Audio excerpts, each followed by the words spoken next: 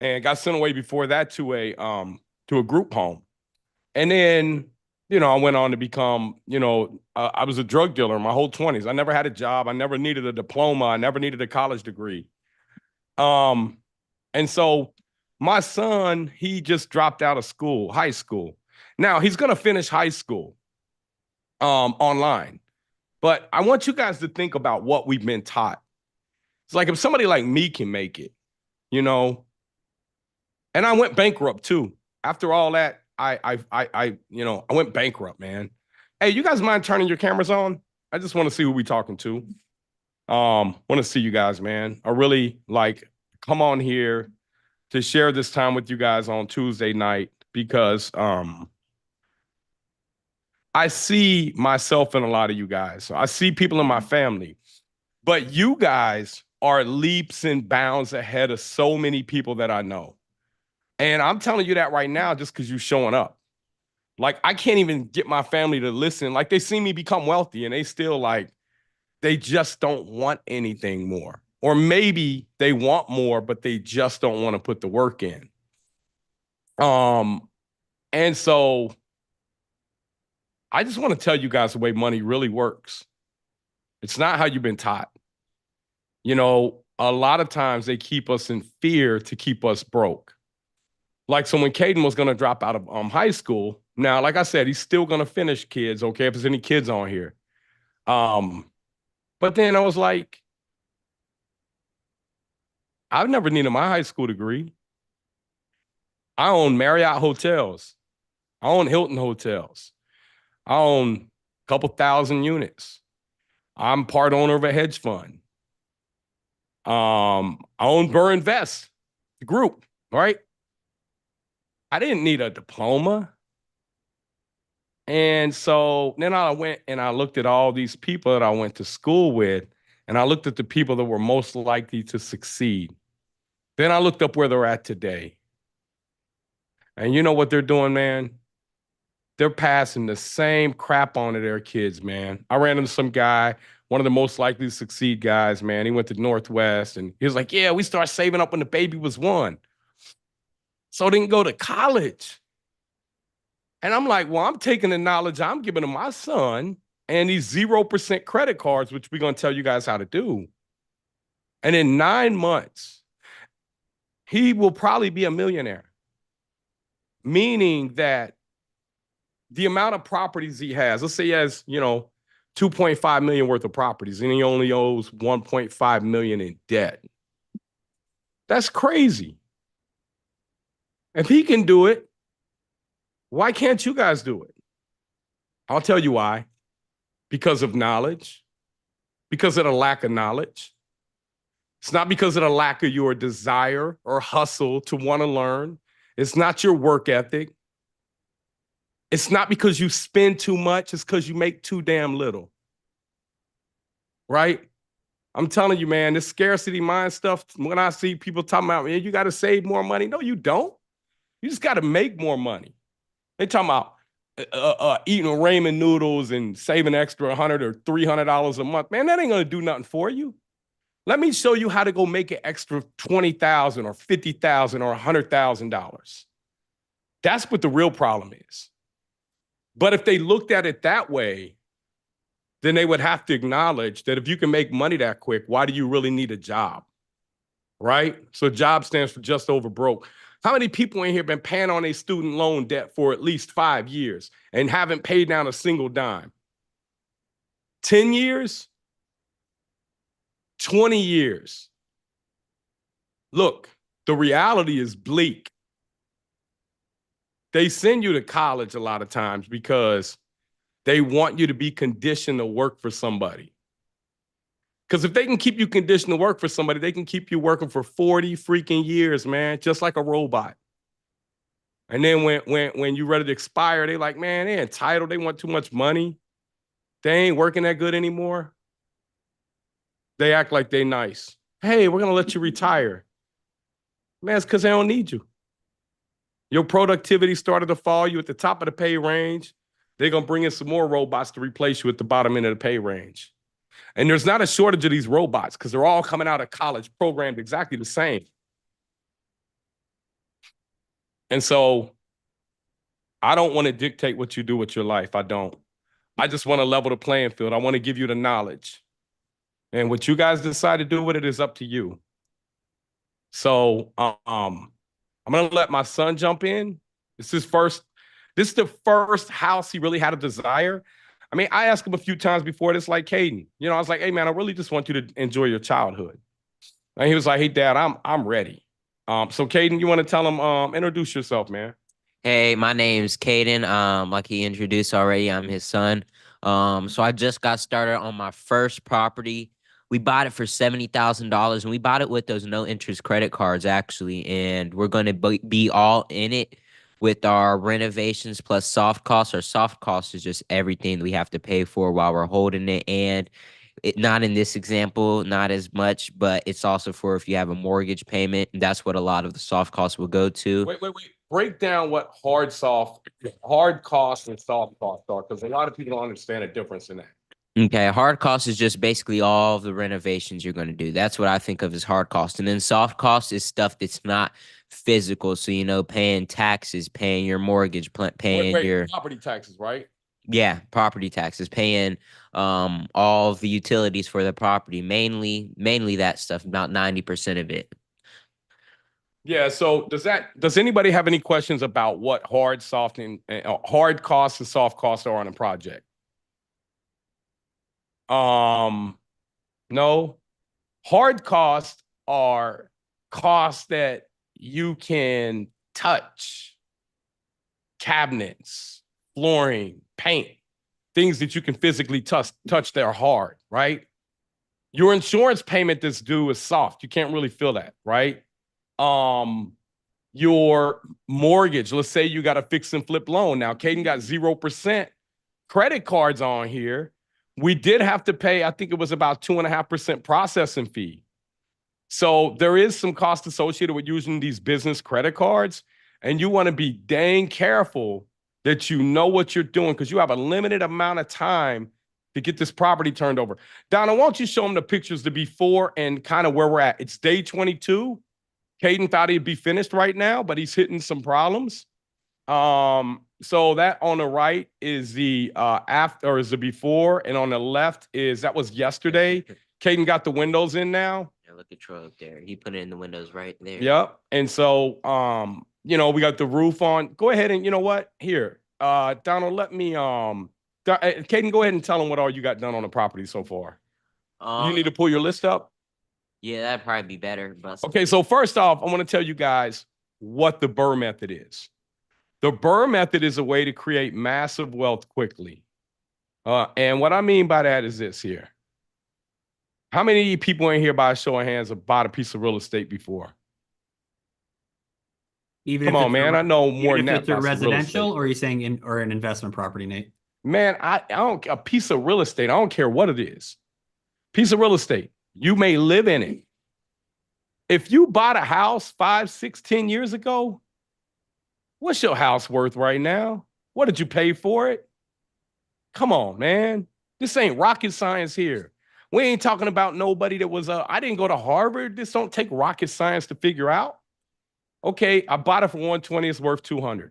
Now, Saul, look, come on, give me some numbers. Tell me what you guys paid for it, what year you bought it, and what it's worth. Paid 395, now it's worth $1 million. Okay. In 2016, paid 155, is worth 190, paid 635, worth 8.25. In 2021, come on, a few more. Let's see a few more. Paid 225, paid 145, worth 295. Come on, man. It don't get no easier than this to make money. Bert paid 512, it's worth $1.2 million. Paid 180, worth 300. It looked like somebody just bought an F-350. This stuff moving too fast. But so we ain't here to talk about no trucks. We're here to talk about buying appreciating assets that can make you wealthy. Look at this, man. Golly, you guys already got half of it figured out. Now, why didn't you buy 10 of them? I want to know from everybody, why didn't you buy 10 of these properties? Because I did. I bought 1,000 of them. Why didn't you buy 10 of them? Capital, scared, primary. I don't know how to get the funding. Okay. down payment, funding, capital, no, all that. Billionaire, capital, scared, was worried, money. Okay. So here, everything, Canada's the issue. We can get you Canadian nationals, we can get you funded. We got somebody that can get you funded in the States. You're going to pay a little bit higher interest rate. Also, down payment is the hardest. So what I'm hearing here, to be 100% honest with you guys, is a lack of knowledge. Because if you buy 3 and you need more funding, that's a lack of knowing how to put your financials together to get more money. If you're saying money, that's a lack of knowledge. Because when you're doing the BRRRR method, Jason Purvis said bad credit. Okay, who cares, man? I became a multimillionaire with a 450 credit score. You know, I had to get out the house, man. I had to quit. I had to not have any excuses. You know, I think they built that song for us people in real estate. I got no excuses. Y'all heard that song before? Because when you get into real estate, you better not have no excuses, man. Because real estate will, if you got some excuses, it's gonna expose you. It's gonna be like, nah, you ain't no entrepreneur, man. You got stuff to figure out. You ain't trying to figure it out. So real estate's not for people who don't want to solve problems quick and rapidly. Mindset, Zach said mindset. Let me jump down here to some of these chats real quick. How do you get financed with bad credit? Bro, I didn't get financing with bad credit. I got financing with good credit. I had a 450 credit score. I found somebody to partner with that had a 700 credit score. Simple. You know, I didn't have any money. Found somebody to partner with, but I knew what I was doing. That's when I came out of bankruptcy in 2013. I had over 35 grand a month in passive income at the end of 2015. I didn't even really make no money till 2018. That's when I started making money. 2017, 2018. 35,000 a month wasn't no money to me. I mean, I had some millions, you know, but like when you figure the BRRRR method out, the BRRRR method stands for buy, renovate, rent, refinance, repeat. So we're going to go over through this list right here, man. I'm going to show you guys what happens here. Instead of saving up your money, okay, now I'm going to see if you can pull your list up here. My variance? Yeah, your variance schedule here. Right, this is your variance here. Mm-hmm. Okay, so here's his variance schedule he put together. And I've updated this today, so this. You updated this today? Yeah, a couple. So your all-in cost right now is going to be $72,986 plus $70,000 for the purchase price. How much is this going to be worth? Pushing it, it could be worth $300,000, but the realtor said that's pushing it. Okay, conservative. Give me a conservative number. Conservative, $275,000. Okay, how much you going to be all in for? $150,000, give or take. Okay, right now you're trailing at 143. You're at 143. Okay, so if you go over budget another 6-7 grand, not over budget, your budget's 150. So you're under budget right now. So the way that you add value to these things is through the renovation process. So the cabinets, $4,800. Here, let's just break down. Caden, get your calculator out real quick, everybody. So let's go in here and let's say we blow the kitchen out. We redo the bathroom. Okay? We do the paint. We paint the exterior. We paint the interior. So we demo and do the trash out. That's $3,600. Add that up. Here, let me get your phone. My phone basically dead. Oh, okay. Hold on. So let's just do the kitchen.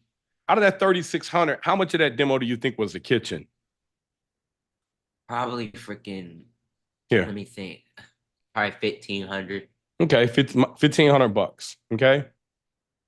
Now, what else did we have in the kitchen? We had some framing. We had to frame that window up. That was probably $500, right? I think it's 650.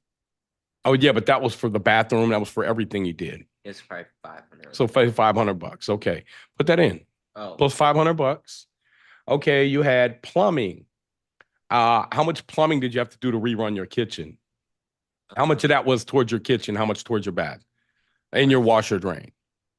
So look, everything. No, don't worry about the plumbing. Don't even worry about that. You got your tile backsplash. Let's say that's 1,000, because this is your other your cabinets. Let's say they're 5 grand, and your kitchen countertop 1,800. How much is that total? Yeah. $9,800. So you spent $9,800 in that kitchen. That kitchen added about 30,000 in value. See how easy this is to make money? When they tell you guys, man, you got to spend less money, they want to keep you poor, man. Now, I'm not telling you to be reckless with money, but I'm telling you it's a lot easier to go make more money than to be disciplined and just what they're saying. So let's say the roof, we got the roof done for 4,500. That added 15,000 in value. We got all new plumbing in that building for about $5,000-6,000 with the hot water tank. That's going to have 15,000 in value. So see what we're doing? We're running through in 30, 45 days, making 150,000 in equity by adding value through the renovation process. But what we've been taught to do is work hard, work weekends, save money, sacrifice with time with your kids or whatever for years to make money. That's crazy. You can make it real quick. And so, Caden, when you put this together, this is what you got so far. Your net worth after this first project that you already got knocked down, and you see you were at 150, total equity 149. This next one, which you're closing on Friday, you're going to make 115 off of that. Your net worth in 60, 70 days is $264,000, man. Now, for those of you that's been working, come on, man. How many days is this? Probably 60 days. So take 264,000, divide that by 60 days. How much is that a day, Caden? Maybe a little less because that other property. And probably like 50 because the zone is going to take a little bit probably to get done. Okay, so it might take 90 days. No, I think 50. 50 days? Well, we said 60 days. Just Okay, say 90 days. Okay. 264 divided by 90 days. And I'm telling y'all, man, Caden ain't $3,000. $3,000 a day. Okay. So here is a copy of the first property he did here. This is the address here, square footage. That's where the comps came in at. Realtor said it came in at. This is the Cincinnati, Ohio area, right, guys? People are asking where it's located. Yeah, this is in Cincinnati, Ohio here, everybody. So this house here, if you look at it, we know it's going to appraise at 296 because we ran our comps over here. Here's our 3 comps, and we got when these sold.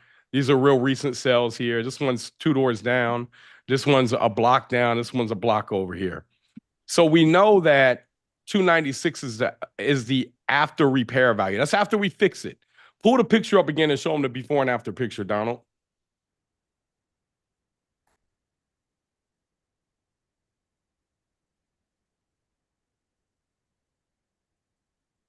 You guys see it? Got that?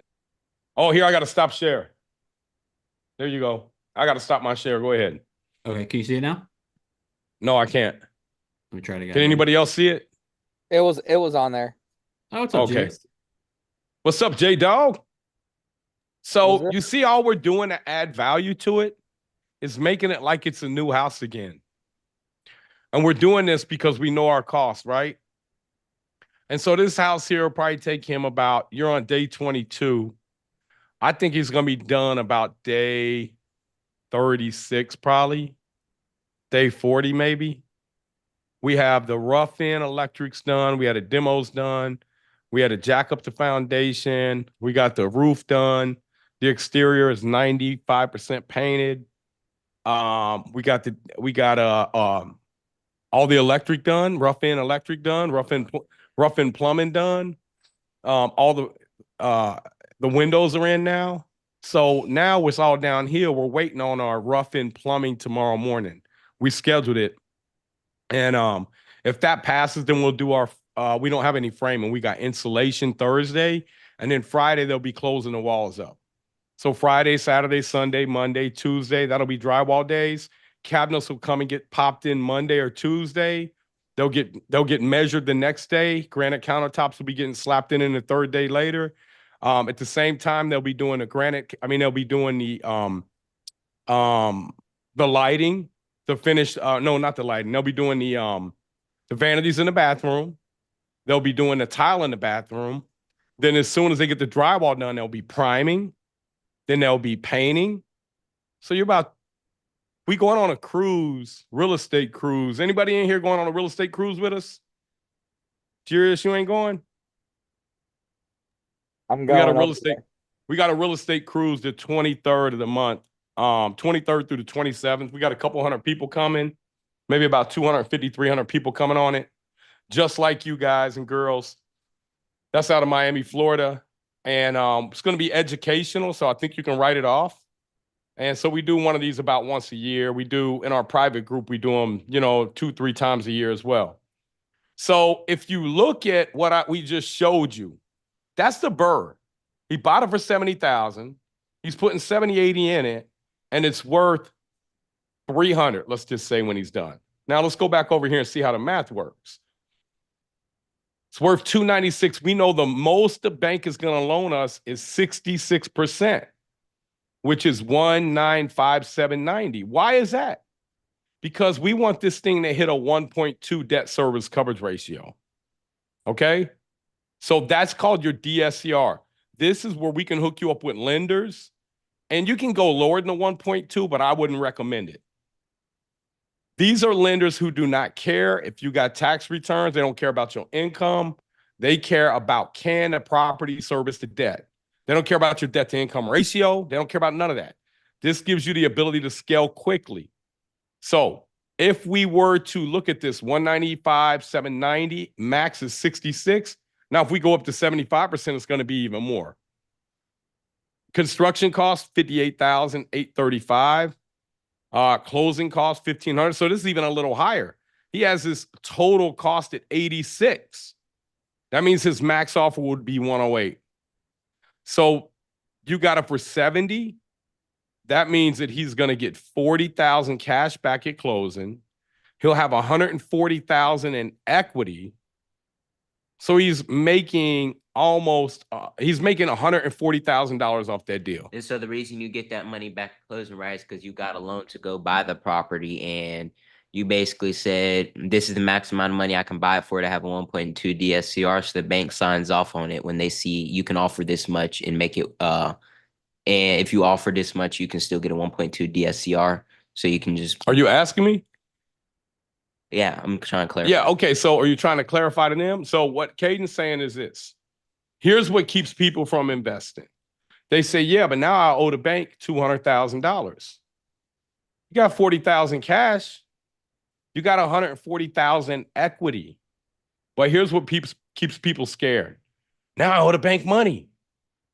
Man, the bank ain't like the boogeyman. They ain't coming to get you. They want to work with you. They want to give you more money. Caden, what happens if the bank don't loan money out? They go out of business. That's their job. It's what they do. It's like if McDonald's was like, man, they ain't selling no more burgers. Man, they out of business, right? Probably go to Burger King or something. So you don't have to theoretically pay this back. The tenant does. See this here? It's your rent, $2,200 a month for this area, $26,400 a year. Watch this here. That's $25,080 at 95% occupancy, because you're never going to be 100% occupied. So $25,080 is going to be your yearly income. Your yearly expenses, if we go over here to your, here's your expenses, advertising, your insurance, $1,800 a year. We even break it down. Like, we put everything in there. We get granular. Your CPA, your legal fees. Most people ain't putting all this. Your management fees, your maintenance, your taxes, your gas, your electric, your water, your sewage, your landscaping. People ain't putting this because they don't know. And this is why people get screwed up, because they don't put everything in there. They say, oh, how many people in here own property? By a show of hand. Rental property. Do you guys have to pay for the gas, the electric, the water, the sewage? Anybody in here? Nope. Okay. So look, all these people saying no, they're not underwriting their property right. Because I guarantee you right now, when that property goes vacant, and they have to turn it over, the tenant ain't paying that. The tenant's saying, take that out of my name. So you got to get granular with the details if you want to be successful. Because if you're not granular with the little details, when you go to scale, you're just thinking, oh man, that's only $100 every 2 years. Okay, that's $100 every 2 years. This is $100 every 2 years. That's $100 every 2 years. Now, next thing you know, we talking about $400 or $500. Now we talking about you get 100 units. We talking about some real money, right? So start off understanding your properties right, and understanding what your real expenses are. Your rent minus your principal, interest, taxes, and insurance is not your cash flow. And that's what most people think. So let me finish going through the sheet, and then I'm gonna answer some questions, and I'm gonna allow Caden to share over here these resources that he used to close his loan out. So these should be your expenses here. Your advertising, that's going to be a real expense. It may not be a real expense for 3 years, but you want to have that money in escrow. You want to have that money in reserves. You want to be reserving this, running this like a professional management company, running it like it's a business, not running it like I'm taking money from here, I'm putting it over here. You don't want to do that. You want to be disciplined with your money. Because if you ain't disciplined with this money, the next thing I'm going to show you what Caden's going to do, you got to be really disciplined. You getting this 0% money, that stuff could jump up to 22, 29, 30% overnight in 9 to 12 months. So you got to know how to move through this stuff. So let's go down here again. Your expenses are $558 a month. And this ain't you counting your mortgage. That's $6,696 a year. Your net operating income is $18,384. That's going to be your rent with vacancy minus your expenses. Then that's going to leave you with $18,384, and your debt service is $15,239, which means you're going to be able to cover the debt by 121%. These are the parameters that lenders are looking for. But if you really want to know where you get your real wealth at, if you come over here and you look, if we can buy an area that's going to appreciate 5% a year, in 5 years, this $296,000 property is worth $360. Just a 4% rent increase. Let's go over here and look at this here. A 4% rent increase here and a 4% expense increase. In other words, your expenses are going up 4% a year as well. So you got right here $30,884 a year coming in because you've been able to raise your rent. Right? That happens. That's a real thing. After your vacancy, you got $29,340. And your debt service coverage ratio is climbing. And then year 6, we're going to go do a cash out refi. Value of this property went up to $378. Say we borrowed 75% at 6.5%. We're going to borrow $283. We're going to pay back $184 to the bank. You're cashing out $100,000 on this one property. So I have a system, and you're still leaving equity in too. I have a system that I can show you how to become a millionaire in 5 years using this exact method. Now, my son, he's going to do it in 9 months. Is he going to make it? Is he not? I don't know. I would say that he has a good opportunity to make it, but you guys are going to be here. He's going to be here like every week, step of the way. And Caden, I just want you to share this with them, man, because if you can do it, anybody can do it. Any questions about the BRRRR method? Yeah, No, I'm just saying, you 17, man. If this stupid kid can do it. No, I'm not saying that. I'm just saying you 17 years old. yeah, you're young, bro. Like there's people that are, not as young as you, old like me and Nate. So there are some people that are asking, Julian's asking, what if I have bad credit? I mean, what if I'm fat? Hey, you got to lose some weight. You have bad credit, you got to fix your credit. I mean, these are simple things in life. These are not things that are like, well, I have bad credit. Okay, let's look at why you have bad credit first. Why did you have bad credit? Because we need to dig into the real reason you had bad credit. Was it because, why? Extenuating circumstance? You mismanage money? Because if you mismanage money, money will punish you. If you're good with managing money, it'll reward you. Money's a tool. Money's a tool, man. And you have to use money as a tool. Now I buy stupid stuff with money, but that was because I had so much of it. When them banks started collapsing, man, I didn't have nowhere to put all of my money. Because, you know, banks only give you $250,000. And I put $250,000 in Caden's account, and he came home, hands me his debit card. He's like, Dad, it's all kinds of money in my account. I said, well, man, I did that, you know. And so good kid, right? He could have just ran off with my money, and I don't know where you would have went, but Kroger. You can go to Kroger anyways. Hey, You just go to come over to my Kroger? house with it. Yeah, go over there with Jarius, man. Jarius will buy you some high-end cabinets or something. Waste your money. No, I'm just kidding, man. Jarius will show you how to make that money with it. So we got to dig into the reason why your credit's messed up. We got to dig into the reason why you believe you can't do properties. There was somebody that commented yesterday, well, what if your tenant doesn't pay for a couple months? I said, well, that's going to happen. If you own some property, that's going to happen. I said, but the better question is, what if you work for somebody for 40 years and you stay broke? Yeah. Because that's going to happen too. And when I say broke, I don't mean like, man, I worked for 40 years. I matched my 401k. I was very disciplined. I got $2 million. Man, $2 million ain't no money. It's not. And I know that's hard for somebody to say, but I'm telling you, if you get $2 million and you're 65 years old, you know what you're thinking about? Man, honey, I hope we don't live that long. We ain't got enough money to live till we're 90. Think about that. That ain't no way to live, right? You're thinking about protecting it. You only got like 15% of your life left.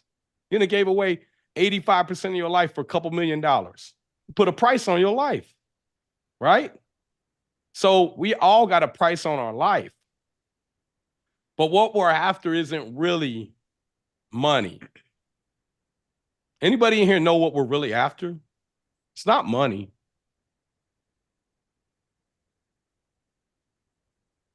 Freedom. That's it. Freedom. Who we trying to be free from? We in the freest country in the world. Who we trying to be free from?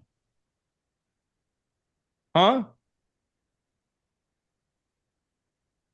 Who we trying to be free from? Work. Right? But many of you here know that, and you will work the rest of your life because you will fail to take a chance on yourself. You'll show up every day for somebody else that was willing to take a chance on themselves, but you won't go take a chance on yourself. I know that feeling. I know that feeling. In the last recession, when I lost everything, like I said, I was a drug dealer, man. So I didn't have any education. I was hopeful that somebody would have gave me a job. Because I was just like, man, it's too hard. It's too hard. I just want a job. I just wish somebody give me a job that I could support my family. It was hard. Because I didn't know the stuff that I'm sharing with you guys, man. And, you know, the stuff that I'm sharing with you guys, the same exact stuff I'm sharing with my son. Because I don't want to see you have to struggle. I want you to decide that you're going to be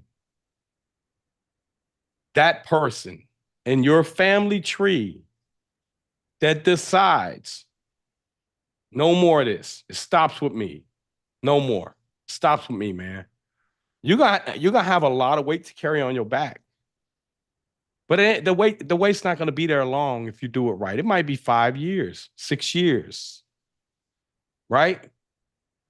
Then you realize that it wasn't really a lot of weight. You just weren't strong enough to carry it. Just like going to the gym. You know, you carrying around what do you curl with? What do you work out with? 50-pound dumbbells? It depends. But yeah, I couldn't even bench press. Like, I just do dumbbells, but So, but when you used to go over there, you started with what? Probably the little pink bar, ones. the bar. The bar, 45 yeah, man. pounds, So I you could just barely get stronger over time. reach that. So, Caden, I want you to kind of run through here. I want you to answer questions. I want you to show them what app you used to do the credit card. And then for those of you that stay after that, I'm going to show you how I got somebody I can hook you up with that can get you. And now I'm going to tell you guys, man, if you don't know what you're doing, don't jump into real estate. Go learn what you're doing first, man, because it can be punishing. It can be really punishing. And if you're not good with money, you can't do real estate yet. We got to work on that. We got to work on that. So you got to know how to manage money, number one, because real estate's going to need it sometimes, and you're not going to expect it. He's going to call you and say, hey, I don't care what you're going through. Look, this stove just went out, and I ain't nothing I can do about this stove. It's out. Or the refrigerator, or the unit just flooded, right? So you're going to have things that you got to take care of in time. So this is an investment, but it's an investment. It's called the unlimited money glitch when you tap into the BRRRR method. Because let me run you guys through two things, and I'm going to turn it over to Caden. He can tell you about this credit stuff. Over time, let me just show you guys some. I hate to tell you guys something and then not show you. So let me just show you here. Let me go pull up my chart here. Fred 30, here it goes right at the top. See that there? Okay, so look. See this here? This is the value of houses over time in America. Okay? There's not really a bad time to buy. So somebody say, man, I got slaughtered. I bought in 2007. Should have just hung on to it. You'd have been fine. Look at that. You'd have been out. You'd have been above water in 2014, and you would have just went to the moon, right? So there are these peaks and valleys. And then when you get in here, let me just zoom in. Look at this here. It can seem scary because look at this here. What's going on here? Oh my God, look. Hey man, let's stop being emotional, right? Property is a long-term game. But guess when rents went down? Rents don't really ever go down, right? So if rents don't go down and property values go up, why not own them? Is property value really going up, or is the value of the dollar just going down? So what I did was I came back in here and I tracked it. First quarter in 1963, the houses were 17,800. Now they're 412,300. So if I go over here and I take what percentage appreciation a year do you guys think that is? Just go ahead and tell me, everybody. Everybody tell me what kind of appreciation do you think that is a year? Compounded. 5%, 5%. I see a 6%, 8%, 3%. Okay. It's about 5%. It's about 5.2, 5.3%. So do we all agree that real estate historically is going to probably continue to go up 5% a year in value? We all agree that we could probably model that and say that's probably what's going to happen? Yes? Okay, so here, let me run you through something real quick then. What's a good return on money? Everybody. What's a good return on money? 8%, said Frank. Tony said 7. Geraldo, you doing illegal stuff. He said 100%. We talking about legally, Geraldo, legally, everybody. We don't need y'all going to jail. Okay, 10, 12, 15%, 10, 20%. All right, let me show you something, everybody. Okay, let me show you something. And this is for you investors out here, you 401k people, you people that are saving, you ones that are going your financial consultant that doesn't really know what to tell you. He wants to know what to tell you, but they don't know what to tell you. So let me share this here with you here. Just real quick math here. Can you see my screen, Donald? We see Google right now. That's cool. That's my screen. Calculator. All right, so look here. $100,000 property, okay? Let's say you can buy it with what's called the 1% rule. You know, everybody know what the 1% rule is? If it means you get 1% of the value for rent, $1,000 a month in rent times 12 months, okay? That's 12,000 bucks. You guys follow me here? Okay. minus your expenses. Let's say your taxes, your insurance, your vacancy, your your gas, your electric, your water, your sewage, all the stuff we talked about earlier. Let's say that's going to be $4,500. No mortgage payment, okay? That leaves you with $7,500. That's a 7.5% return. Okay, you guys understand that? That's pretty basic, right?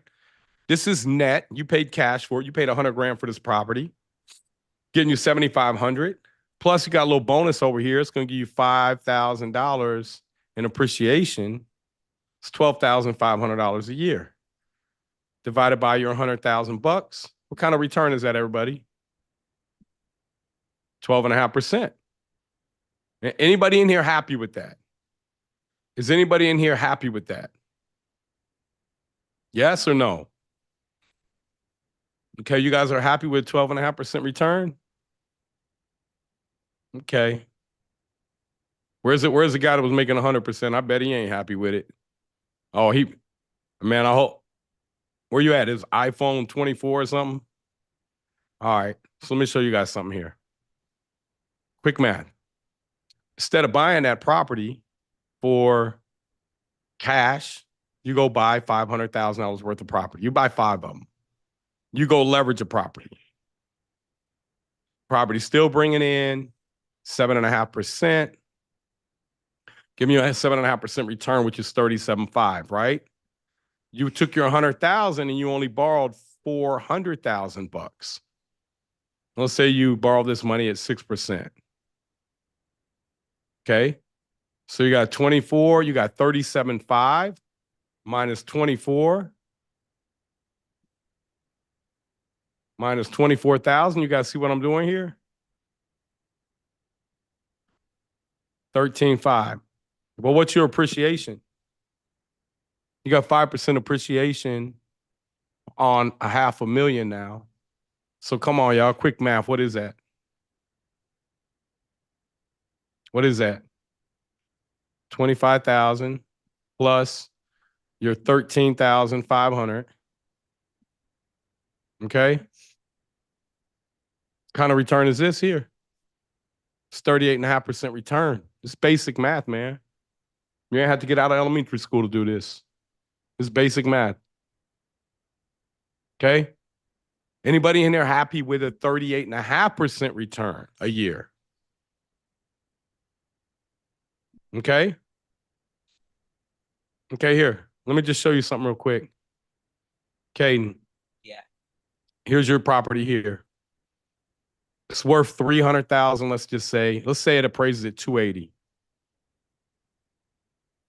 Let's say you go back to the bank and you borrow 75%. That's 210. You got 75,000 in equity.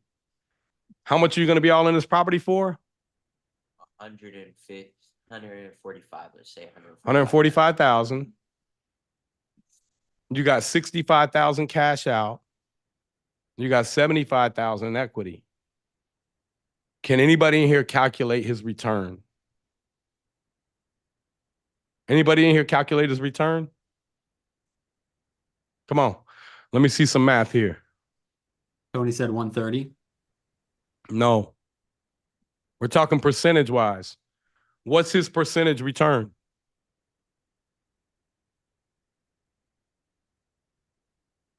You guys don't know how to calculate that?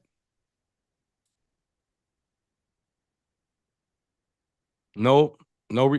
12%? Nope. It's called an infinite return. It's infinite. You have no money in the deal. Everything it brings you is infinite. Infinite. Yes, Orion and Wyatt. Infinite. Good job over there, kids. Good job, man. Send me your Cash App. I'm going to send you $100. Nate, stop your video and turn it back on because it looks like your video's frozen. Okay.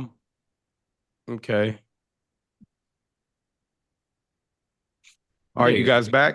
You're back. Hey, bro. man, get their Cash App, man. I'm going to send them kids. Them kids got it. I'm sending y'all $100, man. That's infinite. It's infinite money glitch. So now I want to show you guys something else. The normal person is taught to save up 20, 25%. Then they go to the bank. The bank wants to know where they got that money.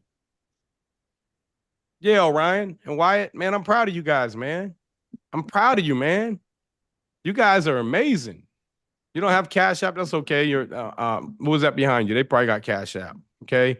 Don't matter. Donald, just get their information. We're gonna figure out how to send y'all It was 100 Orion and bucks. Wyatt, right? The Orion Yeah, and Wyatt. Orion and Wyatt. Yeah, we're gonna send y'all I 100 sent you guys a bucks. private message. Yeah, Nate's good for it, trust me.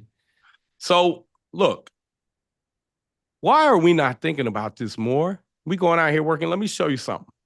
The reason that you don't have enough money is because you don't have enough debt. Now I'm going to show you this. So if you got 100,000 in debt, and let's just say you borrow the money and you're making a 2-point spread. Let's say it's making an 8% return. You're borrowing the money at 2%, right? You're getting 5% appreciation. Jason Purvis, what is that? What kind of return is that? 2% spread on the bank's money, 5% appreciation. What is that? 7%. Okay. That's 7,000 a year. That's a start. But what if you get $1 million in debt? Okay. So you're just going to times this by 10. If you go $1 million in debt, good debt we're talking about, that's 70,000. If you can get to 10 million in debt, that's 700,000 a year. And if you can get to 100 million in debt, you're making $7 million a year, man. So they teach you that debt's bad because they want you to stay broke and work your whole life. They don't want you to know that this $100,000 property that's going up by, let's just say, 5.5% a year to the power of 5 years. Look what this property is worth, 130. You made 30,696. Plus, you probably paid it down in 92,000 bucks, right? Plus, you probably had another 2,500 a month in cash flow times 5 years. So let's add that in, plus 12,500. And this property over 5 years is making you $853 a month. Now, some of you guys will go work extra long hours to try to save that up. You ain't even got to do nothing here, man. You just go to sleep, collect the rent, get stuff to the bank, property goes up in value.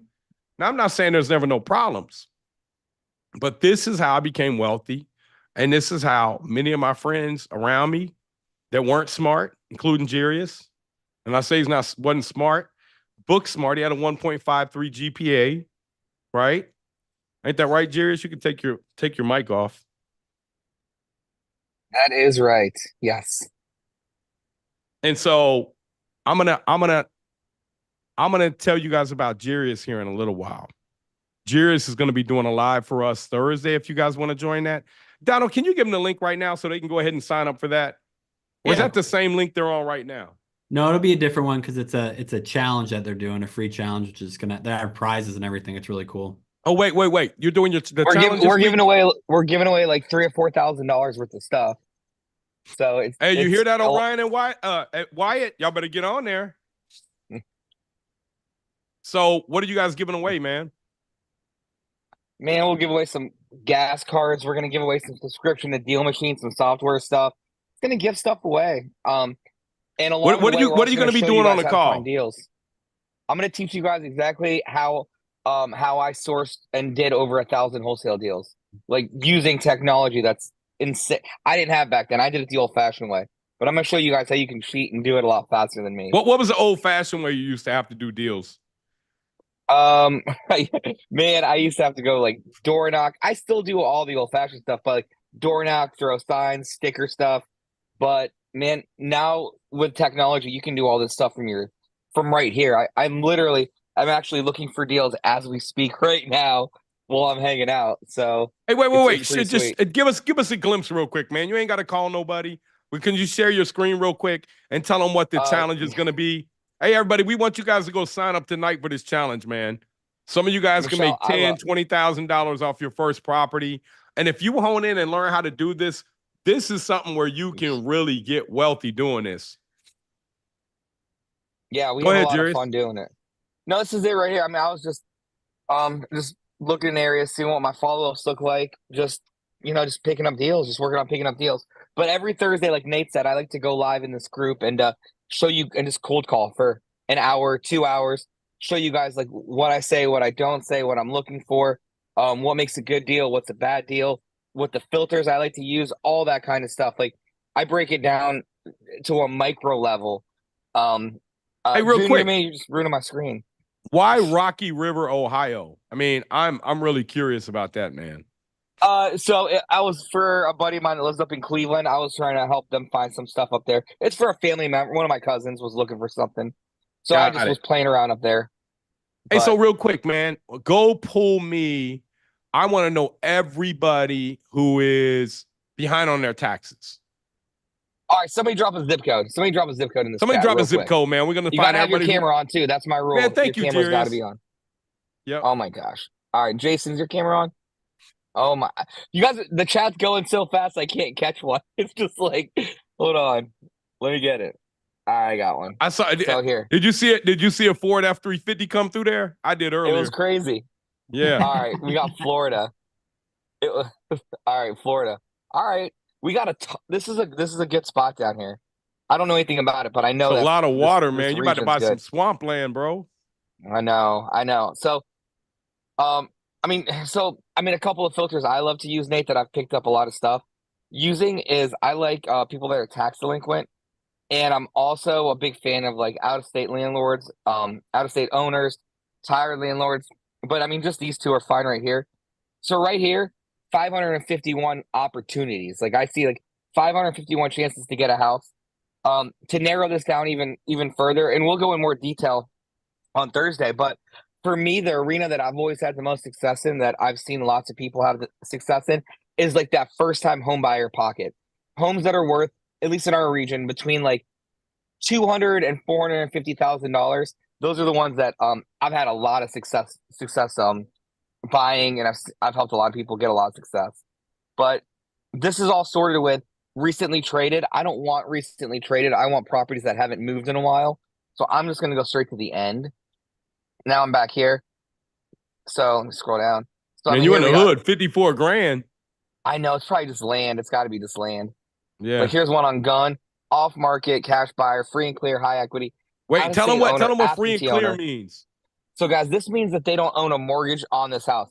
And there's something here too that I don't know if you guys see it, but this is like always like a green light. When I see this, I'm like, this makes this opportunity even better. So the house that I'm looking at here is in Florida. It's on Gun Highway. Well, check this out. The mailing address of the owner is in Georgia. So like there might be another layer of motivation to sell. Nate, you want me to call? You guys want me to call this person? I mean, it's 8:23. We can do all that. Let the chat tell you if they want you to call them or not. All right, you guys want me to call? I'll call one person. I don't know if they're gonna answer, if they're not. But if you guys like this, come Thursday, because I'll call for like an hour, 2 hours or so. But you're gonna be doing a challenge too. You're gonna show them how they can use this tool, right? All day. Yeah, I'm gonna show them exactly how to do it. And then I'm gonna show you when Jairus gets done with this, I'm gonna have Caden tell you guys how he was able to buy this house with credit cards. And also, we're gonna hook you up with the lender that we can use. Go ahead and call him, brother. You want me to call? All right. Yeah. Call him. Oops, hold on. There was like 47 yeses, Jerry. So I think you have the green light, bro. All right. Yeah. So this is Gianni. All right. Quick disclaimer. Do not call.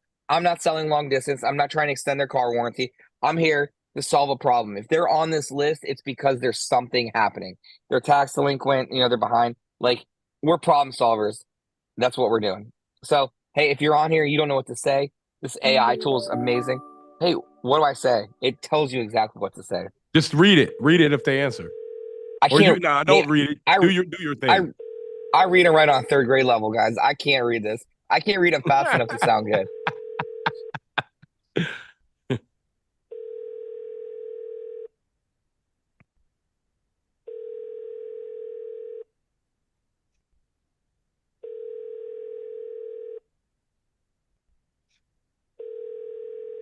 And what's cool is it gives me a local phone number, guys, which is awesome. Dan, I'm not going to try another. I'm going to do one and done. This is Nate and Caden show. If you like this, come Thursday, all right? Come Thursday. We're going to do this for 2 hours straight.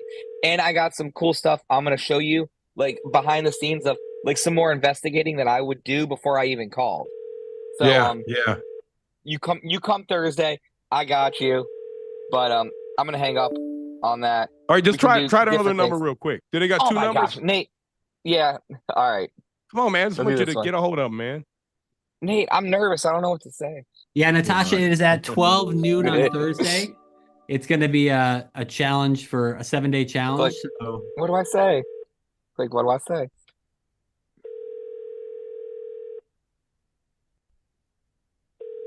I dropped the link in the chat as well.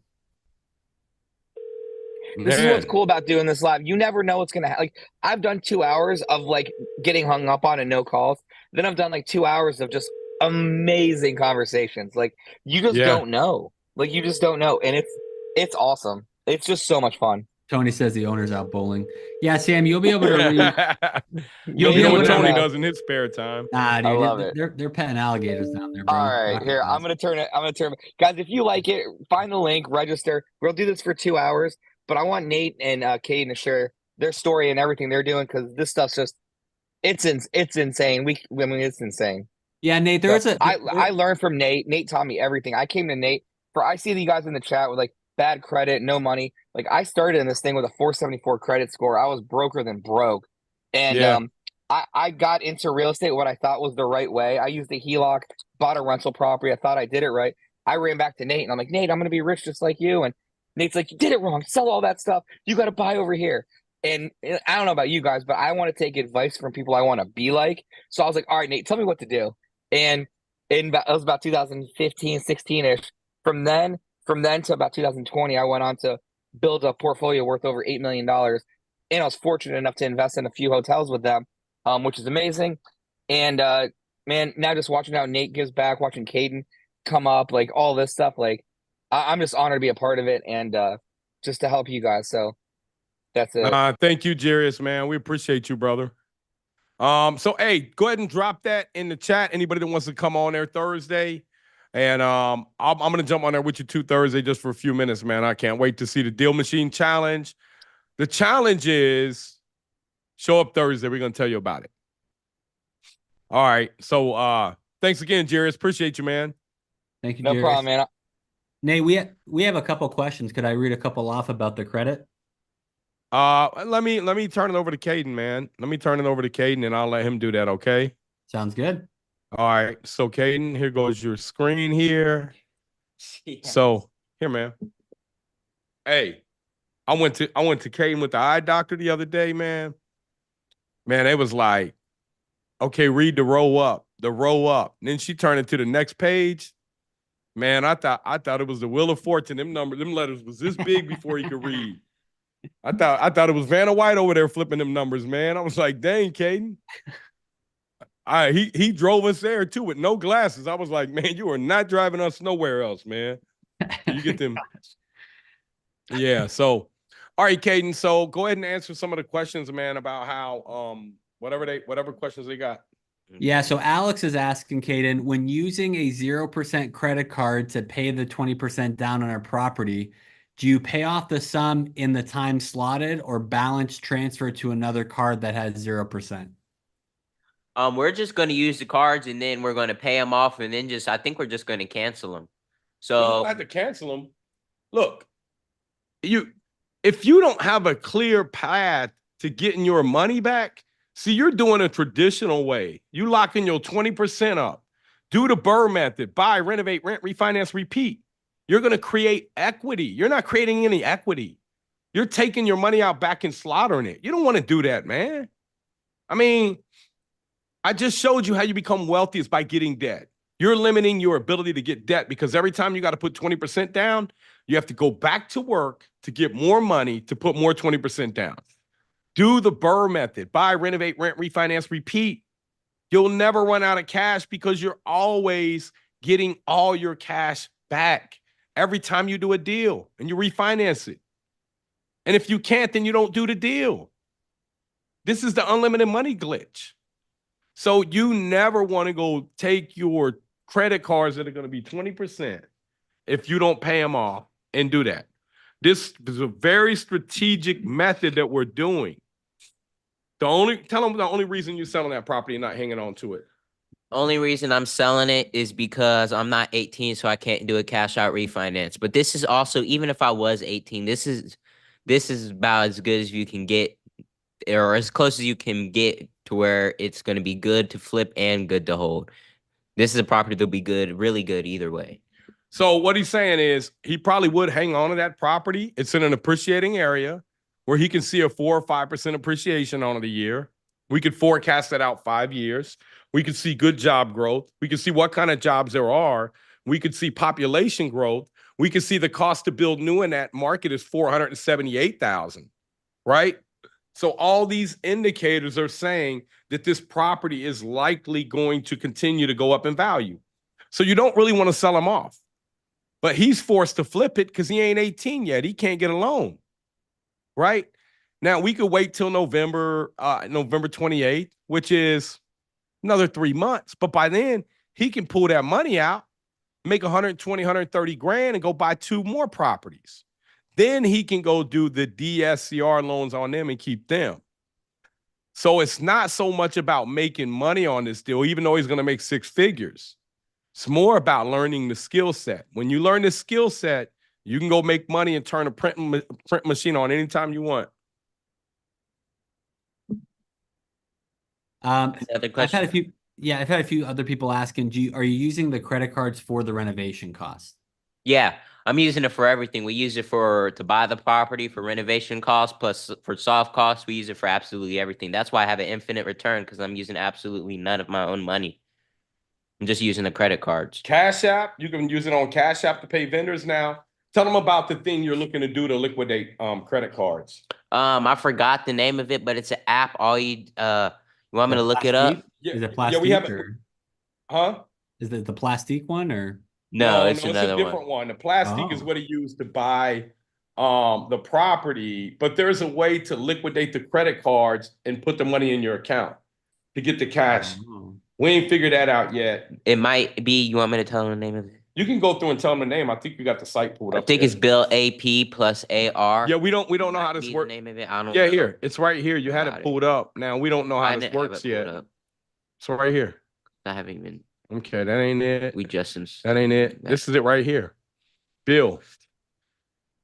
It's this right here. But the one that Caden used to buy the property was this right here. It's called. Not groovy. No, it's not Plastic. groovy. Okay, it's plastic. It's called plastic. Right there. So tell them Plastic basically. if you want to be fancy, you know. Yeah. Tell them how you did that. What that looks like. Well, I just put the credit cards in there, and then when I send the money over to the title company, instead of it looking like it's coming from credit cards, it just looks like it's coming from a bank. That's all. That's really all it does. And they charge what, 2.5%? 2.5% flat fee. I think it was 2.5 or 2.8%, something like that. And people are asking how you got the business credit cards. Daddy, I got them. So I went out and got them. I got a company that we use that drop the link to the company that we use, man. They did, Fund and Grow. They're really great. We got a discount with them for our members. And actually, we got a special with them. You get $500 off, and they'll do 2 people. So make sure you partner with somebody else. So they got me $93,500 so far. You want me to run through this thing real quick after, so I could go do on the thingy? What's that, buddy? What do you want to do? The live. Yeah. What do you want to run through? I thought you wanted to just run through these things. I don't know. Yeah. Do you want to? So you want to, whatever you want to do, son. What do you want to do? Well, you have it better planned out than me. I just thought we were gonna run through the variance and the. So you can show them here your variance sheet if you want. So you can show them like, oh, show them how you're keeping track of all this, man. The receipts. Or just everything. I don't know how you move this stuff here, but I think you just drag it. Drag it. Okay, there you go. Hold on. Stop share. Hold on, y'all. Share this here. So show them your variance report that you put together. You want to try to move that, Caden?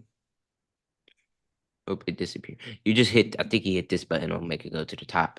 Okay, there you go. So this is his variance budget here.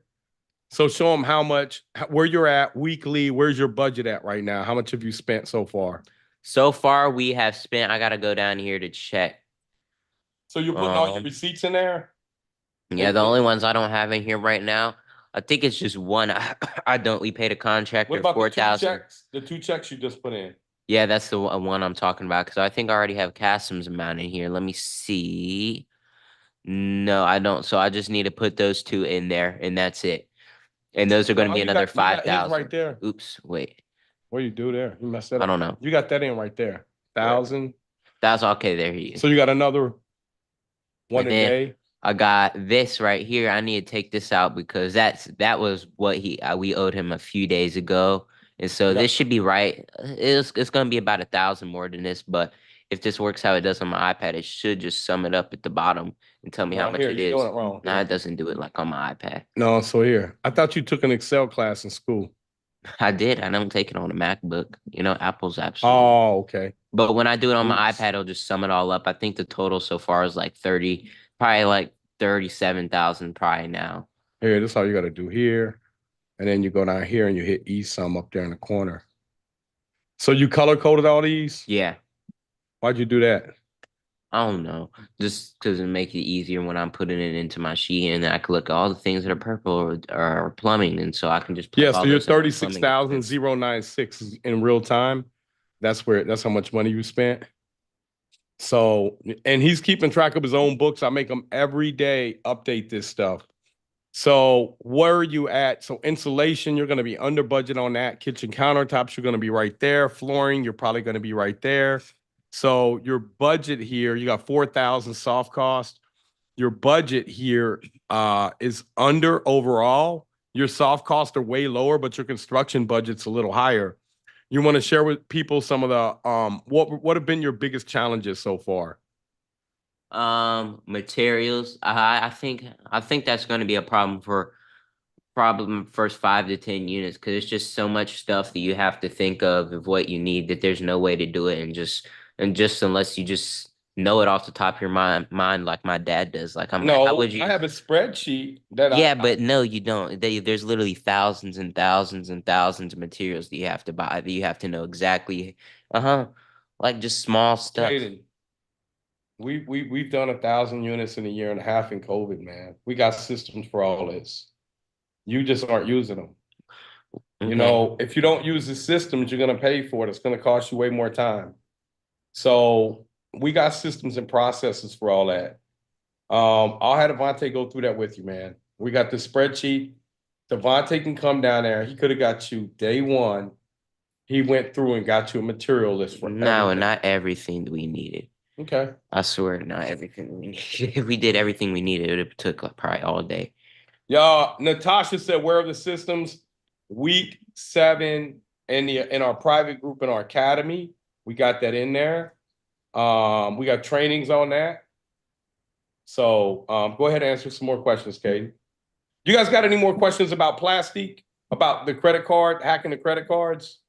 Don't do that because you're gonna push it on that wire. Okay. Don't do that. Do you already go over the credit card stuff? Just missed it. Yeah, he did. He did go over the credit card stuff. We can send you guys a replay on that too. Somebody said, what would you need to qualify? Hold on, Donald. Donald, hold on. So look, everybody, is anybody in here interested in signing up with this company to get on a call to see if they can help you get your business credit? One of the main things that people do is they screw up, and here's how they screw up. They'll go get credit cards on their own. And I'm not saying you can't do that. I went and tried to do it on my own, and I couldn't do it. So I had this company. I went out and I hired this company, and I paid them. And I wasn't going to tell you guys about them until I used them. Yeah. And I used them, and they the truth. Like literally, they got a guy that calls me that says, "Hey, man, you're ready for another round of funding." And so they know how to make your company look legit and get you the most money. But they also know what credit cards to put you in that are going to have 0%. They know which ones are likely to have a transfer balance when you're done. And then the most important thing, they know the ones that show up to your credit, your personal credit, and the ones that don't. You don't want them to show up to your personal credit. If you show up to your personal credit, and let's say you take a credit card and you max it out, it could drop your credit score dramatically. And if it does that and you're trying to do the BRRRR method, you ain't gonna be able to go refinance it. It's gonna hurt. It could bankrupt you, right? So all this stuff that we're talking about doing is very surgical, very procedural. It's like a heart surgeon. Like you got to be very methodical about how you're going to do every step of the way. So you guys have got to figure this stuff out before you jump into it. So go ahead, Donald. Other questions? Oh, Donald dropped the link below for you guys too. Donald off the call? No, I'm muted. Sorry. Oh, okay. Okay. Brandon says, doesn't the lender look for a 2-month history in the checking account where the down payment comes from to check For the the consistent income? For the fix and flip lender? Yeah, or no, because this was a DSCR loan using the plastic site. Yeah, the DSCR lender is going to want you to have some reserves, and look, man, I'm going to want you to have some reserves. You ain't got no reserves, I don't want you doing a property. Remember what I talked about managing money, being responsible? Now, well, how do you make money if you don't have any money? Well, you can learn how to wholesale. Jairus can show you that Thursday. You can start with nothing. You can go in any city in the country and learn how to make $10, $20, $30,000 off of a flip, off of a assignment fee. Maybe you only make $2,000 off your first one. Maybe you make $500. Who cares? It's about independence, because if you do that first one, then the second one, the third one, you get exponentially better. You're going to make exponentially more money. Nick's asking, how are you making your monthly payments during the construction before you refi? Well, we got some money. I mean, I wouldn't go into this with no money. We got $93,500 in No, but for the credit cards though, like because it's 0% interest, are you just gonna pay it off instead of like making payments for the next couple months? You'll just wait for the deal to finish, and no, then you still got to pay a minimum 3%. Yeah, Okay. 3% minimum a month. It's not very much money. Got it. So Great it's not very question. much. I think it's 1% a month. It's not very much. But yeah, look, we're gonna use those credit cards until we either refinance it, we pay it off, or if we sell the property, we pay it off. Carlos Perez asks, can you be my mentor and how much would you charge? Guys, we do mentorship. I've helped over 100 people become millionaires out of our BRRRR Invest group. I've helped thousands more buy their first home. And if you guys are interested in a mentor, man, I can help you guys out with that. But more importantly, everybody isn't ready for a mentor. So we ask that if you're not really ready for that, just get your mind together and think about what you want to do in life. Because I used to think I could do everything on my own and I didn't want a mentor. But man, guessing is the most expensive game in the world. And I won't do anything now without getting a mentor. Well, I say consultants. I hire consultants. I hire coaches. I hire mentors. Heck, I even got an exercise a fitness coach, man, but that ain't working out. See, I can't do the work for you, right? You still got to put the work in. So anybody that's interested in hearing about what I do on the mentor side, I'd love to talk to you guys about that. Just comment mentor below, and I'll have somebody reach out to you guys and see if this is a good fit for you. Go ahead, Donald. Yeah, Antonio said, we get one more credit and question, and then we have a lot of other BRRRR questions.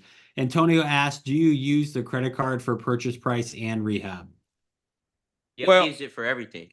Well, we're using it for everything right now, but we only got $93,500, right? So we pay cash for the property. Now, theoretically, what we could have done was a fix and flip loan. Fix and flip loan, we could have put 20% down and funded the construction out of it, and then got the other 80%. But since we just bought the whole house on a credit card, and since we're going to be in and out in less than the time that the interest rate's going to kick up, man, we're just going to run through it. Now, plan B, property goes on the market and doesn't sell. Then we're gonna have to rent it out and do a DSCR loan.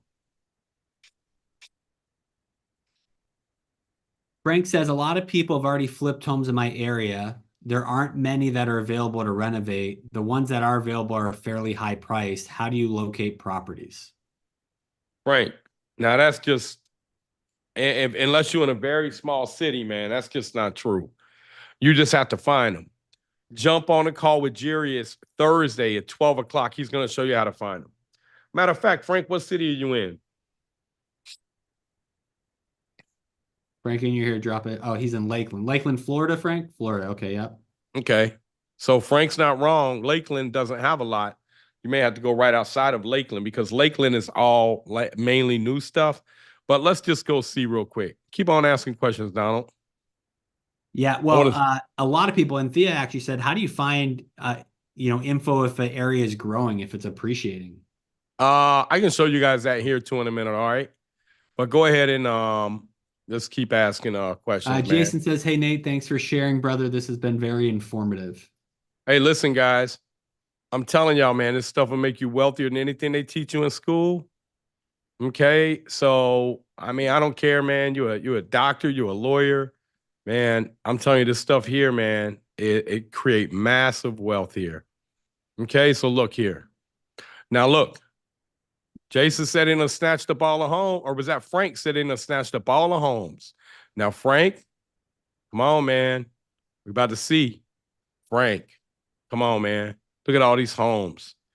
Frank, come on, man. All these homes been trading 135 grand, Can everybody 165 see grand, Nate's screen? I just want to make sure. I just see the top. 145 grand, 80 grand, 54 grand, 150. I mean, come on, man. Frank, I ain't got enough money to buy all these houses, man. Nate, I got a stop lot of sharing money. and reshare if you can. It just shows your top bar for some reason. It's weird. So look, man, Frank, it's so many houses down here, man. So many houses, man.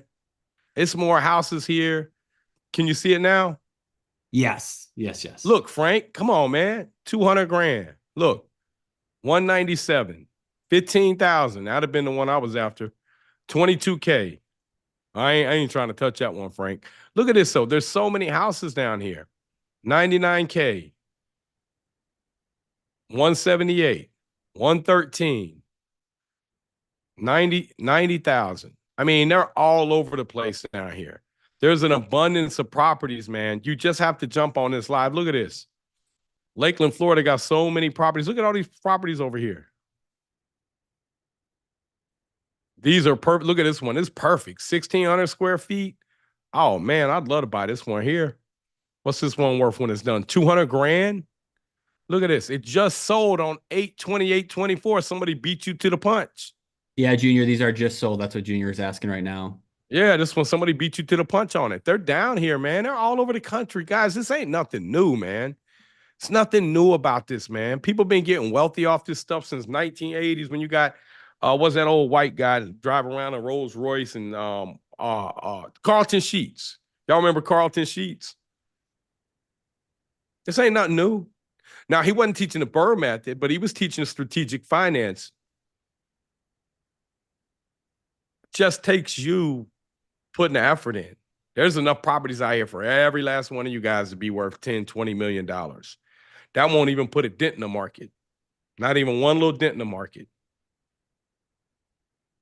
Someone asked, is wholesaling a good way to get started in real estate? It is an absolutely great way because not only are you learning how to source your own deals, you're learning what a deal looks like because you're going to have to sell your deals to yourself, pretty much. Meaning that you're selling a deal to your future self. That future self is you. Now you know what an investor is looking for, how much he's willing to pay. Why is he willing to pay you that fee? 20, let's say pay you 10,000 on top. That just means if you sourcing a deal, you getting a deal for $10,000 less. Yeah, iPhone was saying, is it possible to flip contracts if you're not ready to get your own? That's essentially wholesaling is what Nate's talking It's about. called assigning a deal. Guys, look, man, I Signing assigned a deal. I assigned a deal one time, and there was 5 of us on this deal. It was a 540 unit apartment complex. And we had just bought 346 units. And they was like, we want to do this 540 units. I was like, man, I don't want to do it. And they was like, why? I was like, dude, like literally 140 of the units were up in Bowling Green, Ohio, and the rest of them were in Cincinnati. But I was like, because we just bought this 346 unit, and I was like, I was like, I just, I don't want to be crazy. Like, buying a lot of units like that at the same time, man, takes a lot out of you. And when I say crazy, like I didn't want to have to go back to work in 18-hour days, right? So even though we had systems, you're still managing a lot of people, a lot of money, a lot of systems, a lot of processes. So we assigned that contract and we marked it up 1.3625 million. So we made over $1 million markup just on the signing the contract. So you can look, when I'm telling you guys, you can sign contracts and you can make 3 to 5,000. But if you want to get in, you can make more than that. You can certainly make 6 figures. You can certainly make 7 figures. You can certainly make 8 figures. I know people that have made 8 figures wholesaling one deal, retirement. Let's do Instagram. Chicky Parmesan. Love that tag. How many wholesale deals should you do before you venture into something else like the BRRRR method?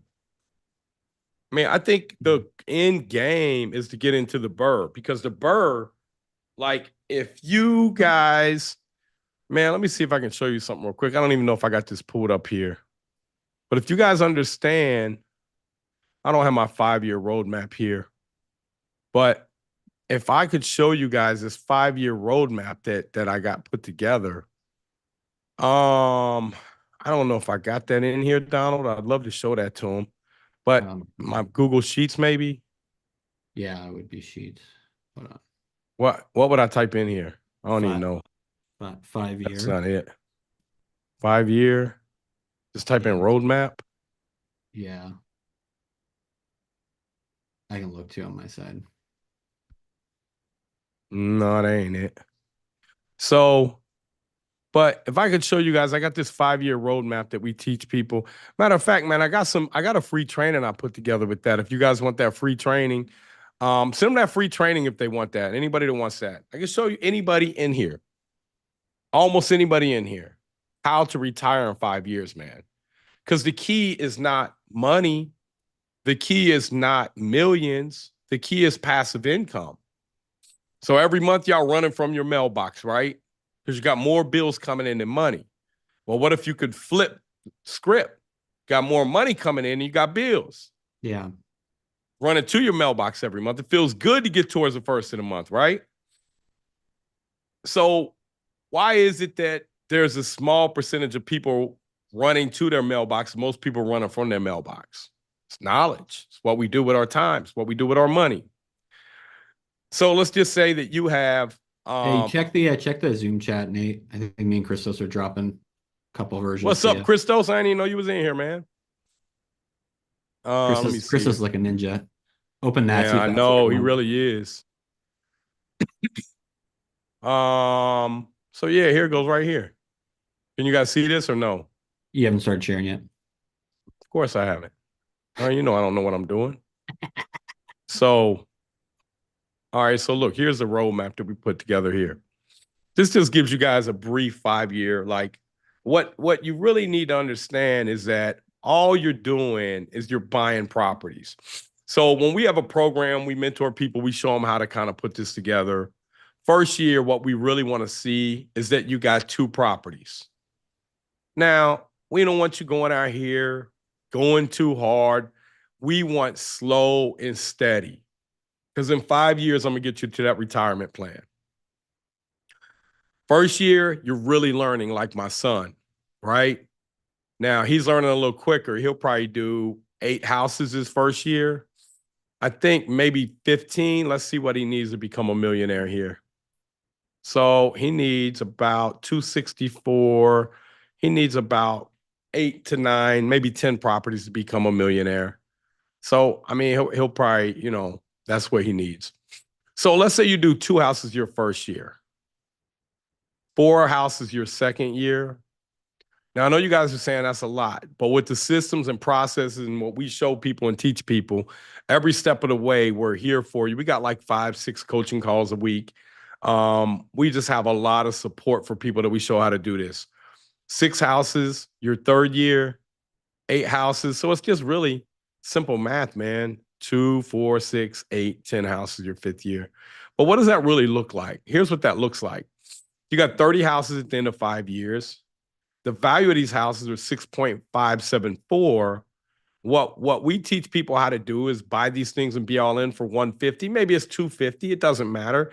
It's just a mathematical formula. If you're in them for 250, then you're going to actually make more money than what I'm showing you. But if you're in them for 150 and they're worth 200,000, now if you're in them for 200 and they're worth 275, you're going to be wealthier than this, right? So, but I'm just showing you like base level stuff. Those properties that you bought for 150,000 times 30 for 4.5 million are now worth 6.574. So you're going to go out, you're going to go get a loan, 75%. You want to refi every 5 years and pull cash out. What that does is a couple things. Number one, it gives you liquidity. It gives you money to operate and live off of. Number two, it creates debt for the property. The property, you don't want the property to start making a whole bunch of cash flow, because if it does, then you got to pay a whole bunch of taxes. So the name of the game when you become wealthy is understanding how to not pay taxes. How many of you guys, by show of hand, would like to not pay taxes legally? Legally. This is it right here. It's called depreciation and bonus depreciation. This is all stuff that we kind of teach people in our private group. But look, property's worth 6.574 million. You're going to refinance 75% of that, which is 4.93. You only owe 4.4 million because you borrow 4.5. You paid that down to 4.4. You're walking away with 528,000 in cash. You do this, you'll never have to work again. You got 528 in cash. You got 1.6 million in equity. Let me just show you how equity works. So everybody look, 6.574, and let's say you owe 4.9. Okay, so here, remember that what we did earlier, 6.574 times, let's say it's making 8%. That is your total cash flow after all your taxes, insurance, your PITI, your property management fees, your water, your sewage, your trash, your landscaping, your maintenance. You make it 525,000, but you still have to pay the bank. So let's go see what you got to pay the bank. You're gonna go borrow 4.93 million. So let's say you go borrow 4.93. You guys keep this number right here, 5.25. We're gonna go borrow 4.93 or 5.25 at, let's say, 6%. 295. So you had 525 in cash flow minus 295.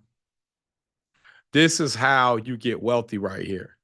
So not only do you have, what just happened there? We have 525 minus 295. Okay, there it goes. It didn't work. Minus 295. Got 230,000. Divide that by 12 months. Look at this. But even more powerful, you got $19,000. That's going to be your cash flow and principal reduction. Principal reduction is going to be about 3,000, maybe 4,000, 3,000 a month. Does anybody here know what principal reduction is? Anybody know what principal reduction is? We have some people saying yes and quite a few people saying no as well. Okay, here. I'll show you guys what principal reduction is right here. See this 4.93 million that you borrowed? You're going to do this for another 5 years. This 6.574 million, because you buy in the right area, is going to go up to 8.39 million. That's going to be your new property value. You're going to do the same thing. This should bring in an 8% return. Somebody do the math for me. What's 8% of 8.39 million? Now you borrow 4.93, but year 5, you don't owe 4.93. You owe 4.477. You borrowed 4.9, You've paid down $500,000 of principal reduction. That's your principal reduction right there. The rest of that's cash flow. So you probably got about, $4,000 a month in principal reduction, $15,000 in cash flow a month. Who in here by a show of hands could live off of that? This is the roadmap right here. This is the roadmap. And I don't know why people would want to go work for someone for 20 years, 30 years, 40 years, or where somebody would want to go out here and guess on something or try to figure something out. This stuff's not that hard. You just need a roadmap. It's like driving in Alaska, man, and you got a roadmap, a GPS. Like, man, you may not want to do the trip, but you're going to get there. Can anybody pull up what is 8% of 8.39652? Because now we're going to do this math again. So year 5, you go borrow. You got a new value of 8.39. You go borrow 6.292. You pay off your 4.477. You walk away with $1.8 million cash. $1.8 million cash. You already walked away with $528,000 cash. Man, that's $2.3 million you got.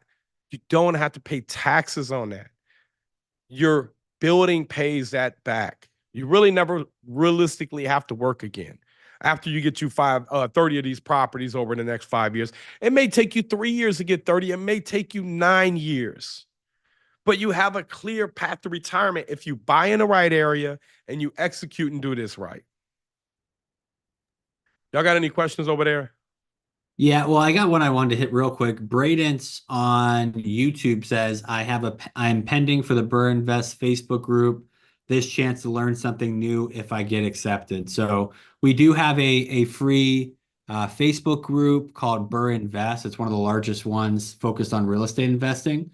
So this is the name of it. I'm going to go ahead. Oh, Nate, you froze. I'm going to give you guys 2 things to do real quick. And I'll be right back. I'm going to go grab me a water. Look, I need you to tell me, because you guys are saying, yeah, but if you borrow more money, you're going to have to pay more back. What you don't understand is real estate values are a function of rent increases and value increases. So as the values of real estate go up, so does the rent. So I want you to take 8.39, just say 8.4 million, times that by 0.08.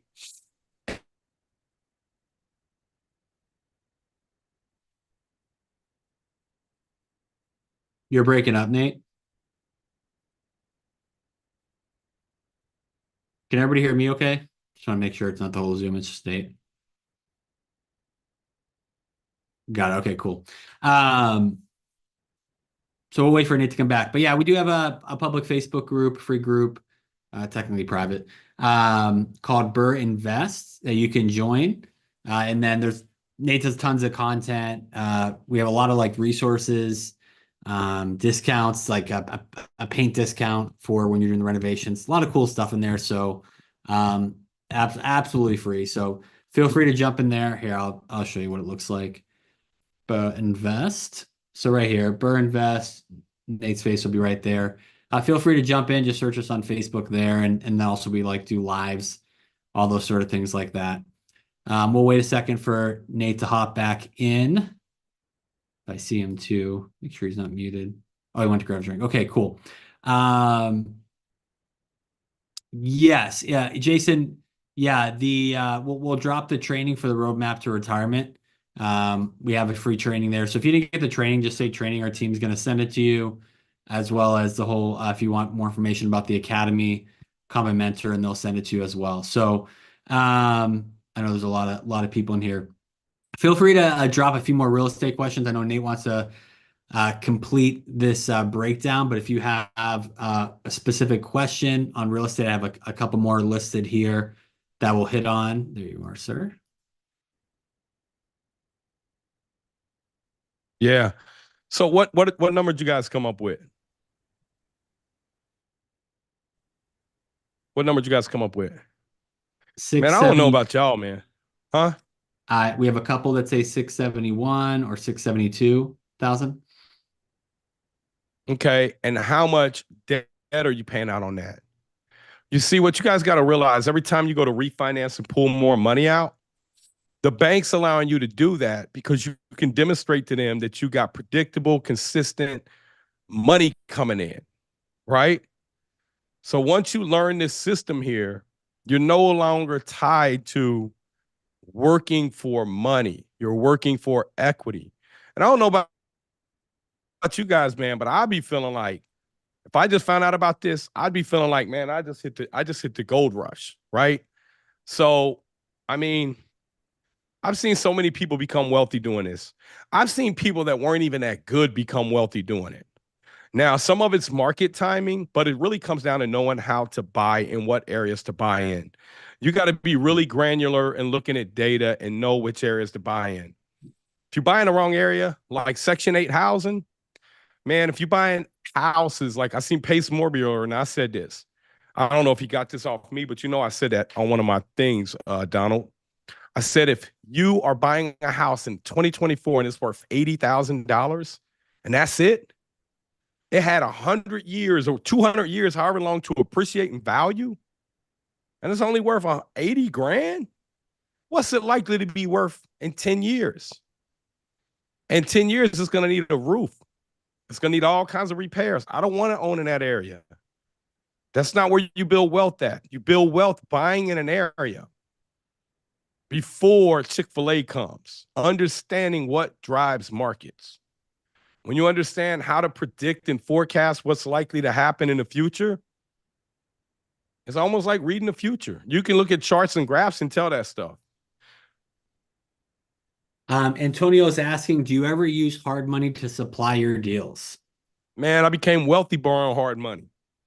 Yeah. I became wealthy, man, back in 2013 when I came out of bankruptcy, man, borrowing money at 11 and 12%, 2 points. Nate, what's the difference for some people who might not know what hard money is versus like a traditional bank? I mean, hard money is going to be a lot higher interest, short term usually, and it's going to be easier to get the money. They just more focused on, man, how you going to pay me my money back, where the banks are focused on how are you going to pay me my money back? Does this fix into the box that we have for compliance? Are we selling this mortgage off? If we're selling this mortgage off and bundling it together, what does their compliance say? I mean, so much red tape. It's like anything the government's involved in. So when you're dealing with private money, you ain't got all that. It's private money, hard money. It's more expensive. You might pay 15, 16% for the money. But if I got a deal that I'm picking up for 100,000, I got to put 100,000 in and it's worth 400 grand. And I got to pay an investor, let's say 16% for a year. Man, that's 32 grand I got to pay him. I'm still up 170,000 on the property, 168 grand. So I'm not saying I would want to pay 16%, but I'm saying, man, get all the emotions, take the emotions out of this. This isn't about emotions, it's about math.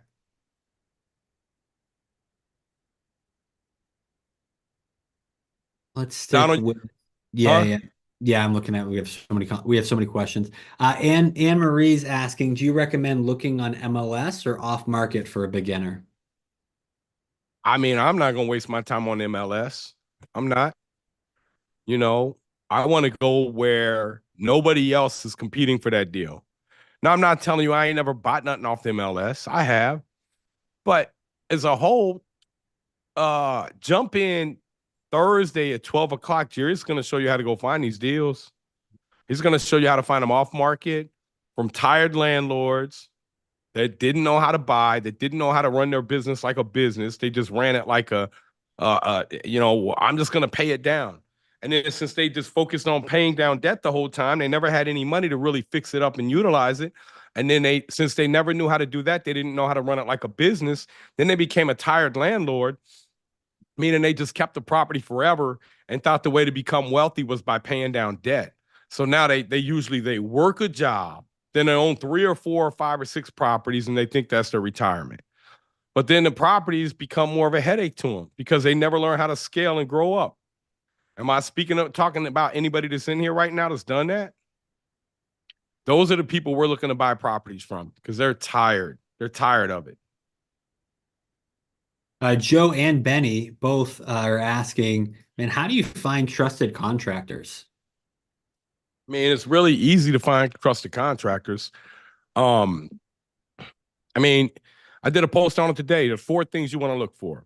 Number 1, you got to have a W-9 form filled out. Number 2, they got to have insurance. Number 3, they got to have workers' comp. Number 4, they got to sign this independent contractor agreement. Number 5, just call them, talk to them, ask them, hey, man, what kind of paintbrush you using to cut in? You know, if they don't know they're using they may say, man, I'm using a 3-inch sash, or I'm using a trim, 2.5-inch trim. You know, what kind of rollers are you using?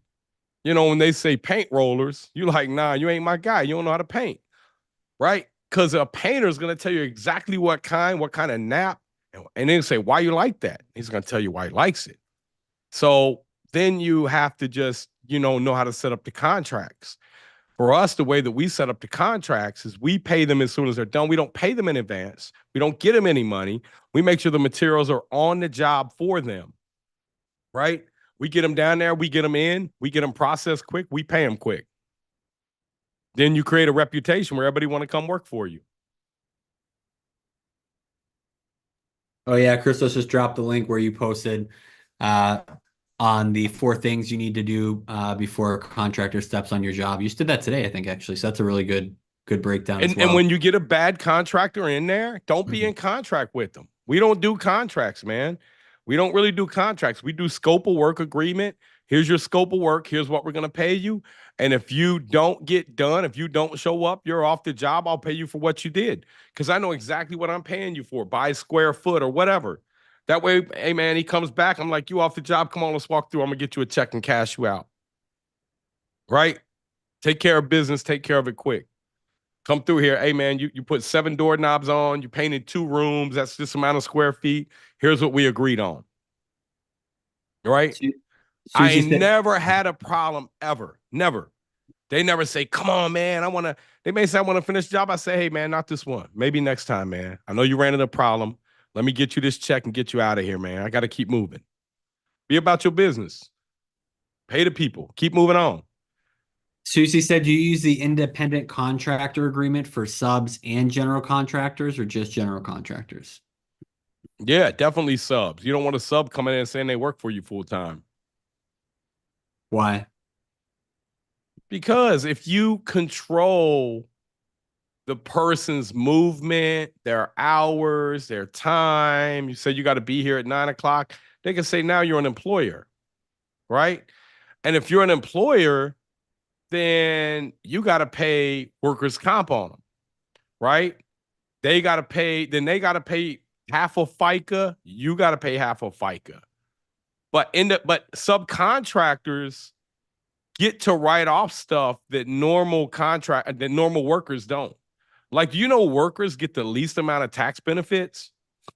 Like, if you have a company and you're a contractor, you go buy a vehicle, you can write that vehicle off. You're using it for, if you go work for a W-2 company and you go buy a vehicle and you go ask your tax man if he can let you write that off, he's going to say, man, are you silly, man? You can't write that off. Why? Because they want to keep the working people broke. So they have to work for 40 years. Jason Purvis says, got to drop, fellas. I appreciate the knowledge. Join the Facebook group. I'll be there Thursday thinking through if I'm in a spot to get started and jump in. Man, awesome, Jason. All right. Hey, guys, look, man, 2 more questions. I'm going to go through a couple things real quick. Plastic is what we use. Let me just show you guys. This is what Caden, let me show you real quick. Pull up the Fund and Grow real quick. If you want to sign up and see if Fund and Grow can get you money, business lines of credit.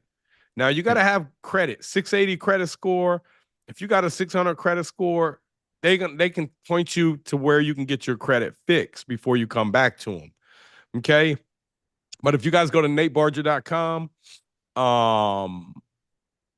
where's this at? Okay, funding.fundandgrow.com at Nate Barger. Just take them to my Nate Barger website. Show them where they can get that stuff, man.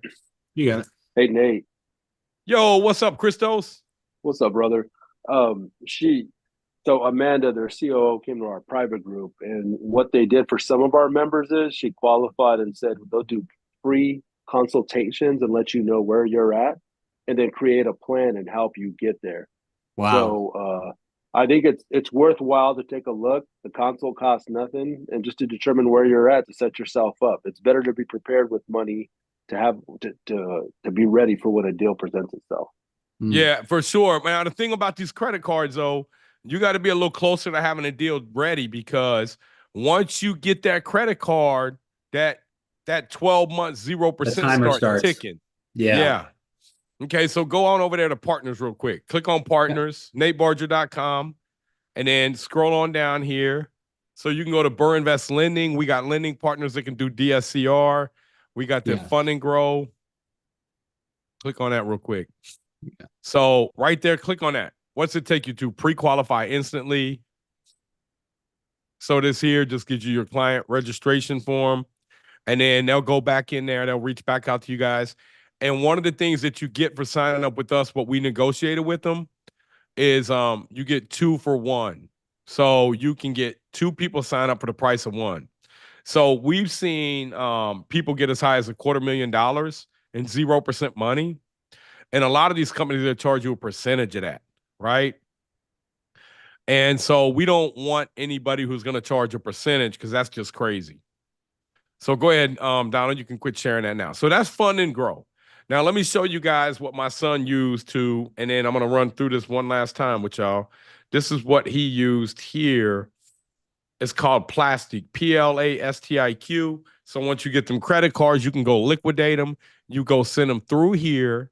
You put, let's just say, your amount in here, right?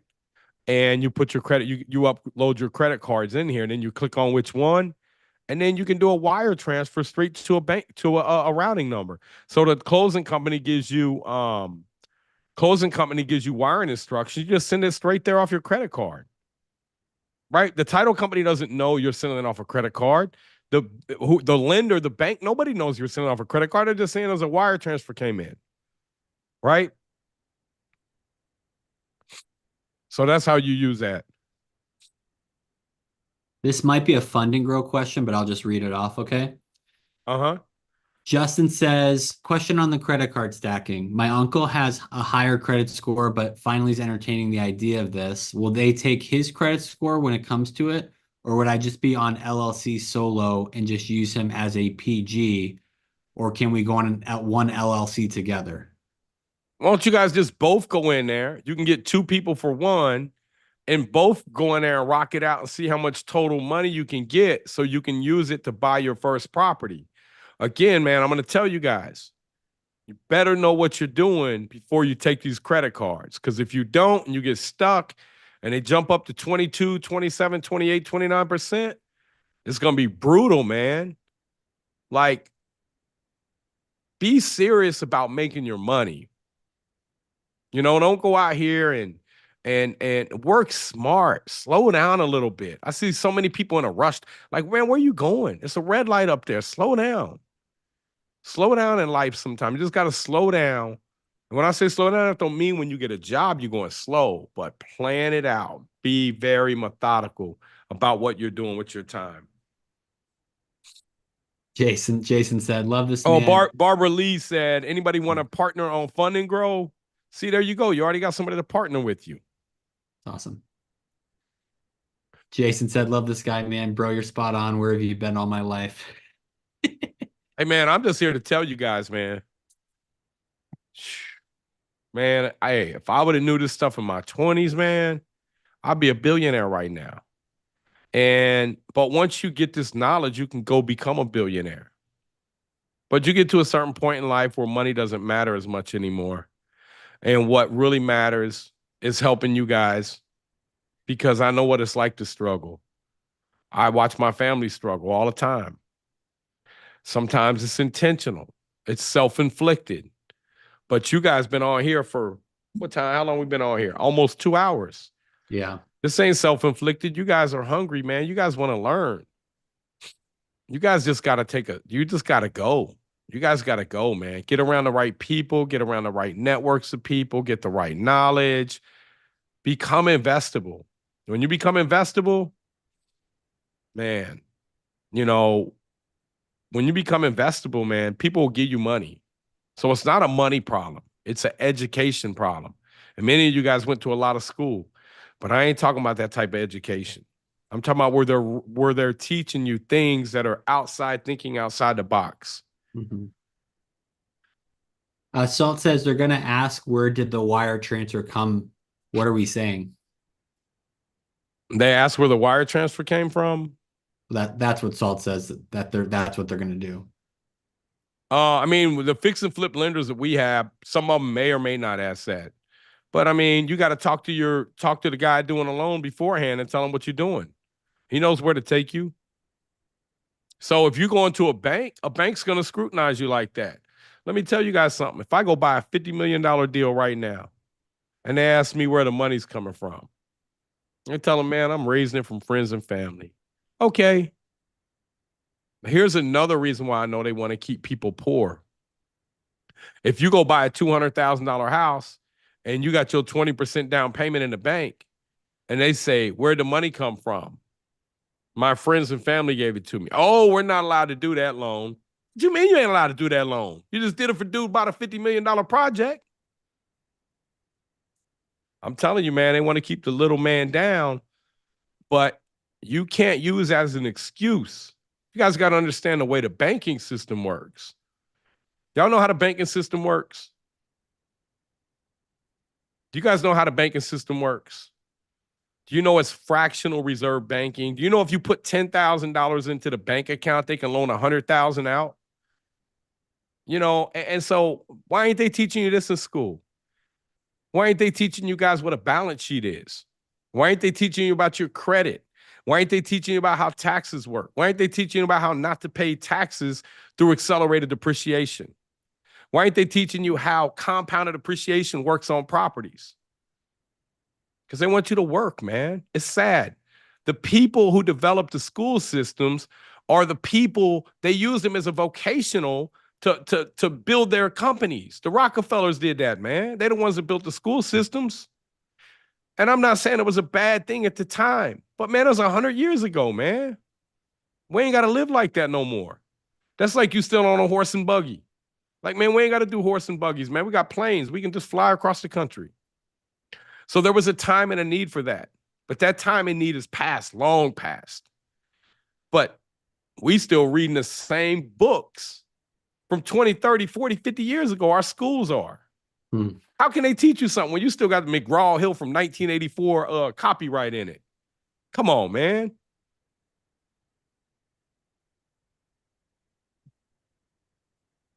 Zach says, being an entrepreneur and businessman, having to self-teach and self-network sucks. Appreciate the knowledge tonight. It's a blessing. Nah, man, that's what I'm here for, guys, man. Come on, man. Give me a couple hard questions. Give me something hard, man. I've done over $500 million in deals as an owner. So you're talking to somebody who you don't normally get to talk to people that own that much real estate. Yeah. I own several $100 million in real estate right now. I was bankrupt 11 years ago. So I know what it's like to be hopeless. Know what it's like to think I'm never going to get there. Know what it's like to be wealthy, right? And so I have empathy for people that struggle. I have compassion for people that make excuses. But they're the worst ones. When you make an excuse, you're going to pass that on to your kids. But people who really honestly want to know and they want to learn, I'm here to give it to you, man. Because the only thing holding you back, it's really not that hard. They've just really made you overthink it. They made you think if you go out here and you fail, that that's your final resting place. I got a student of mine, good friend of mine too. He was up here last Thursday, man. I had a party at my house, had about 40, 50 of my students over. And he said, if you go out here and you fail, you're already at your worst case scenario. I said, what do you mean, Sean? He said, you just got to go back to work in the W-2. You're already living your worst case scenario. Think about it, right? But failure is not permanent. When you go and you meet really highly successful people, I would ask you to ask them this question. Where did you, when you ask them, do you think failure is bad? They will more than likely tell you no. It's the greatest thing that helped me catapult me to where I'm at. But when you go ask working people, is failure bad? They'll say, oh, yeah, I don't want to fail. I don't want to fail. Well, what's failure? What's success? Is failure working your whole life and not having enough money to take care of your family? Spot on. Is failure not being able to pass things on to your, is failure not changing the generational, the way that the tree's grown? Guys, it don't take long to become wealthy in real estate. I was bankrupt 2013. By the end of 2015, I had enough money to retire because I was investable, because of the skills that I'm teaching you guys tonight. And when I tell you the skills, man, I didn't know half the stuff I was telling you guys tonight. I didn't know it like this. I knew it, but I didn't know it that well. Man, that's some really good questions. Can we hit a couple of them? Yeah, come on. We'll do a few. Sloan, real quick. I want to learn, but as you say, I need to educate myself before I go forward. Where would you suggest to start first? Man, you here. Get on these calls, ask questions.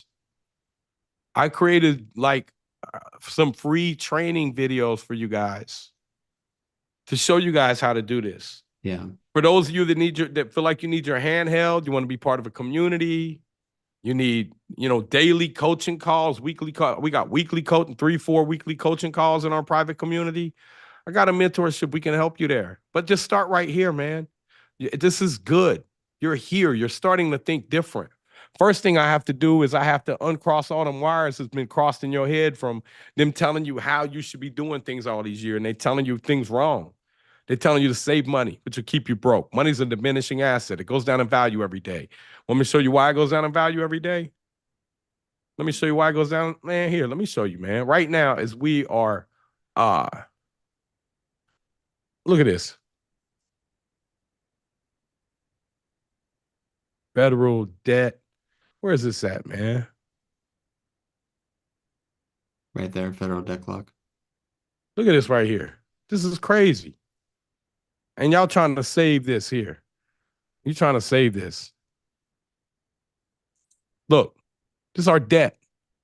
They printing more money, man. They making it worthless. Every time they print $1, it becomes worth less. Worth less. And you trying to save it. What if you could go borrow this and buy an asset that's going to go up in value? Because the asset's probably not really going up in value. The dollar's just going down. And you could lock in the amount that you're going to pay somebody at today's rate. And that asset that you bought goes up in value. That's how you really become wealthy. Warren Buffett said when he was born, if he would have knew that today $1 back when he was born is only worth 6 cents, did he really get wealthy off of buying the right stuff? Or did he really get wealthy just off of the dollar going down in value? You see our M2 money supply right here. Look, this is how much money is in circulation right now. And you see how much it was in 2000, 4.8, 3, 6, 9, 12, 3, 6, 9, 12, 4.8 trillion. Now it's 21 trillion. So why are they printing more money though? You guys know why they're printing more money? Here goes how many dollars are on the street. Look at this here. This went up considerably. There was only 3.5 billion in paper money. Now there's 1.59 trillion. That's massive right there. Wow. And here's our trade deficit right here. So why does our country continue to go up? And why are we the most wealthy country in the world if we got the most debt? Because debt is money creation. Mm-hmm. When you guys understand that, you understand how wealth is made. Do you guys know that 79%, it may be down a little less than that now, but about 79% of all the trades that happen in the world, countries trading, buying stuff, 79% of all trades are settled in US dollars. That's why we can print as much money as we want, and our currency doesn't absolutely crash because the rest of the world needs our dollars to operate and trade. And that goes back to the petrodollar, 1974, when we came off the gold standard in 71. The petrodollar, we went and made an agreement with Saudi Arabia, 1974. Man, that's how good they are, man. They so smart. They so smart. They thought this out. They came up with an agreement with Saudi Arabia, and they said, hey, listen, man, hey, we will protect you. We won't let nobody come in here and overthrow you. We got a couple conditions. Number one, you only accept US dollars for your oil. Now, back in 1974, they was having an oil crisis. I don't know if anybody in here is old enough to remember that. Okay. But that's why oil was so valuable. They knew they needed it to expand the world's economy. They said, we got two conditions. Number one, you only accept US dollars for this oil, right? Number two, any money that you have that is a surplus, you reinvest and buy treasury bills from the US government. What did they do? They took all the money from all over the world, made them buy oil, and then made them ship the money back here and buy treasury bills. That's why we blew up. Now, Saudi Arabia is not the only country that did that. I think there was 69 other countries that did that. They call themselves OPEC. You want to know why we got military bases all over the country? You want to know why we got them all over in these places? Then you go to these places where all this stuff's happening in Africa. We ain't got no bases over there. And they over there slaughtering, killing each other. We don't have no interest over there. We're only worried about the oil. If I'm keeping it real, you know. But if you start to dig in and you start to understand the way the finances work, then you'll be able to start to understand what moves you need to make. The bank is not your enemy. You're your own enemy because you don't know how to talk the bank out of their money. You don't know how to talk in their language. Well, what kind of language does the bank talk in? Risk. You got to show them, I've already got all this covered. And when you lay it out for them and you show them the hows and the whys, right? The money's not hard to get. You know, and if you can't pay 7 or 8%, then you ain't got a deal worth doing. You need to find a better deal. Deals, there's so many deals out here. I go probably drive by 20,000 deals every day when I leave the house. There's more deals than I even care to do. I called a guy yesterday on a live. I think I was in a private group. And I called him. I said, hey, man, I'll give you $150,000 for that property. It's a 5-unit. He wanted $250,000. I said, man, I can't do it. You ain't got no parking. And he said, well, I don't think we can go that low. I said, well, I didn't mean to offend you, but I'll call you back again next week and see if you're interested. So I'll call him next week and see if he's interested.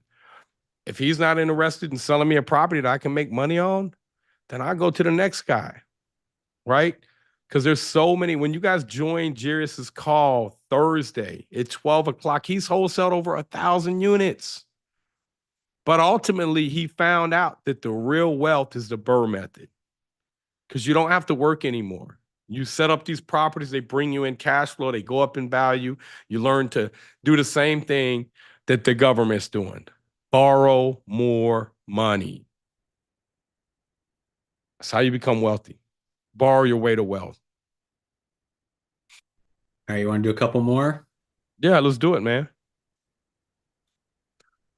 Hey, and guys, Tuesday, 7:30, 7:30 p.m. Eastern time. Same Zoom link. It'll be the same Zoom link. Same link, and we are going to. My son's going to be in here. I'm gonna have his presentation together. He's doing a lot better. He dropped out of school. Today he signed his papers, dropped out of high school. He's got one class to finish online, so he's going to be doing that. But over the next 9 months, what I wanted to do was just show people using them 0% credit cards. I let them use my credit cards, man. You don't have to save up for your kids to go to college for 20 years. There are alternatives out here. And if you get skilled up, you can teach your kids. And he has a goal, man, in 9 months. He had $6,000 to his name last month. It's all the money he's ever saved up in 17 years. which I don't know if that's good or bad. I have more than that, but I was doing illegal stuff when I was his age. So I don't know. Is $6,000 a lot of money or not a lot of money for a 17-year-old? But May of 2025, he has a goal to become a millionaire. Now, what does that mean? That means that he'll likely have about 70 or 80,000 a year in passive income, you know, which isn't I mean, that's enough to never have to work again, right? He could do that in 9 months.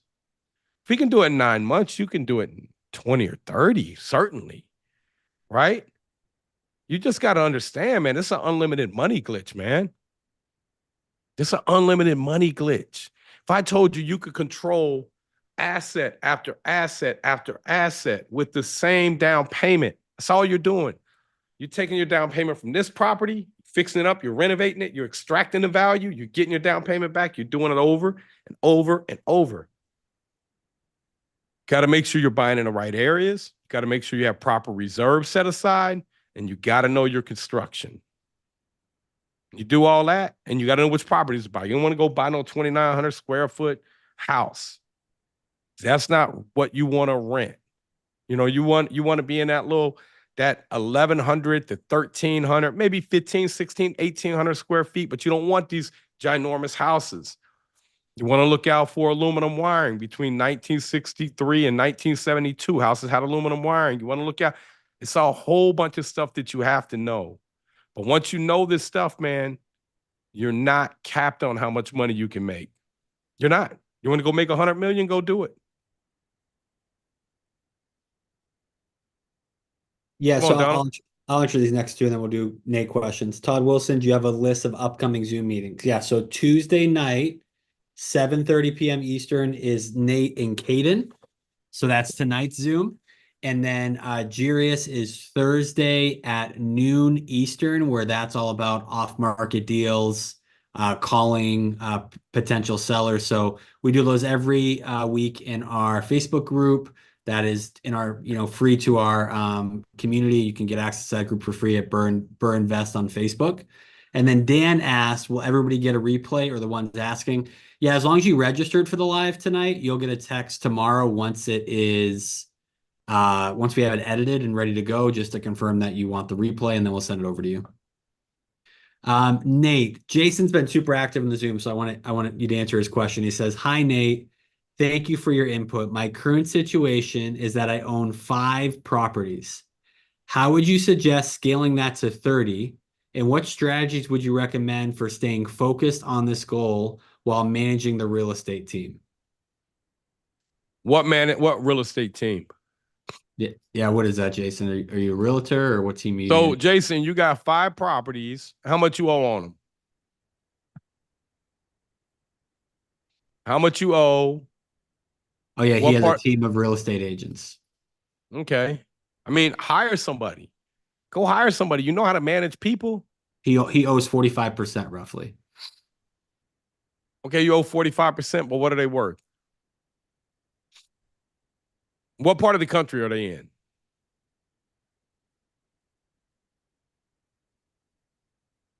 What part of the country are they in? And Haines City, Florida? Haines City, Florida? Yeah, Haines City, Florida is what he wrote. So they worth what? 200 grand a piece? 250? Average I owe is 98K, worth 200. Okay, 200,000 times 5. Okay, so he's got $1 million worth of assets. He's so let's just say these assets are probably making about right here is going to be about 80,000 a year, minus his debt payment is on 500. So he's got 500,000. He probably got, what kind of debt you got? 500,000 times, let's just say you're paying, 5%, but it looks like a 5.5 with interest. So you're paying 27.5. So you got about 80,000. You're making about 50,000 a year clear, right? You're clearing about $50,000 a year in cash flow. Jason, if you can't turn your video on, I'll mute you for a second. He says, yeah, roughly. Okay. So Jason's making 50,000 a year, right? Now, a lot of you guys are saying, oh, Jason's killing, he making 50,000. Look, what I'm saying is this. I'm going to take this $1 million in assets here, and I'm going to go borrow, let's say 75%. I'm going to pay off my 500,000, and I got $250,000 to play with. Okay. Now, $250,000, Jason knows what he's doing. He's a broker. Okay. So Jason could take this and do about 3 more properties a year. Maybe 4. Is that right, Jason?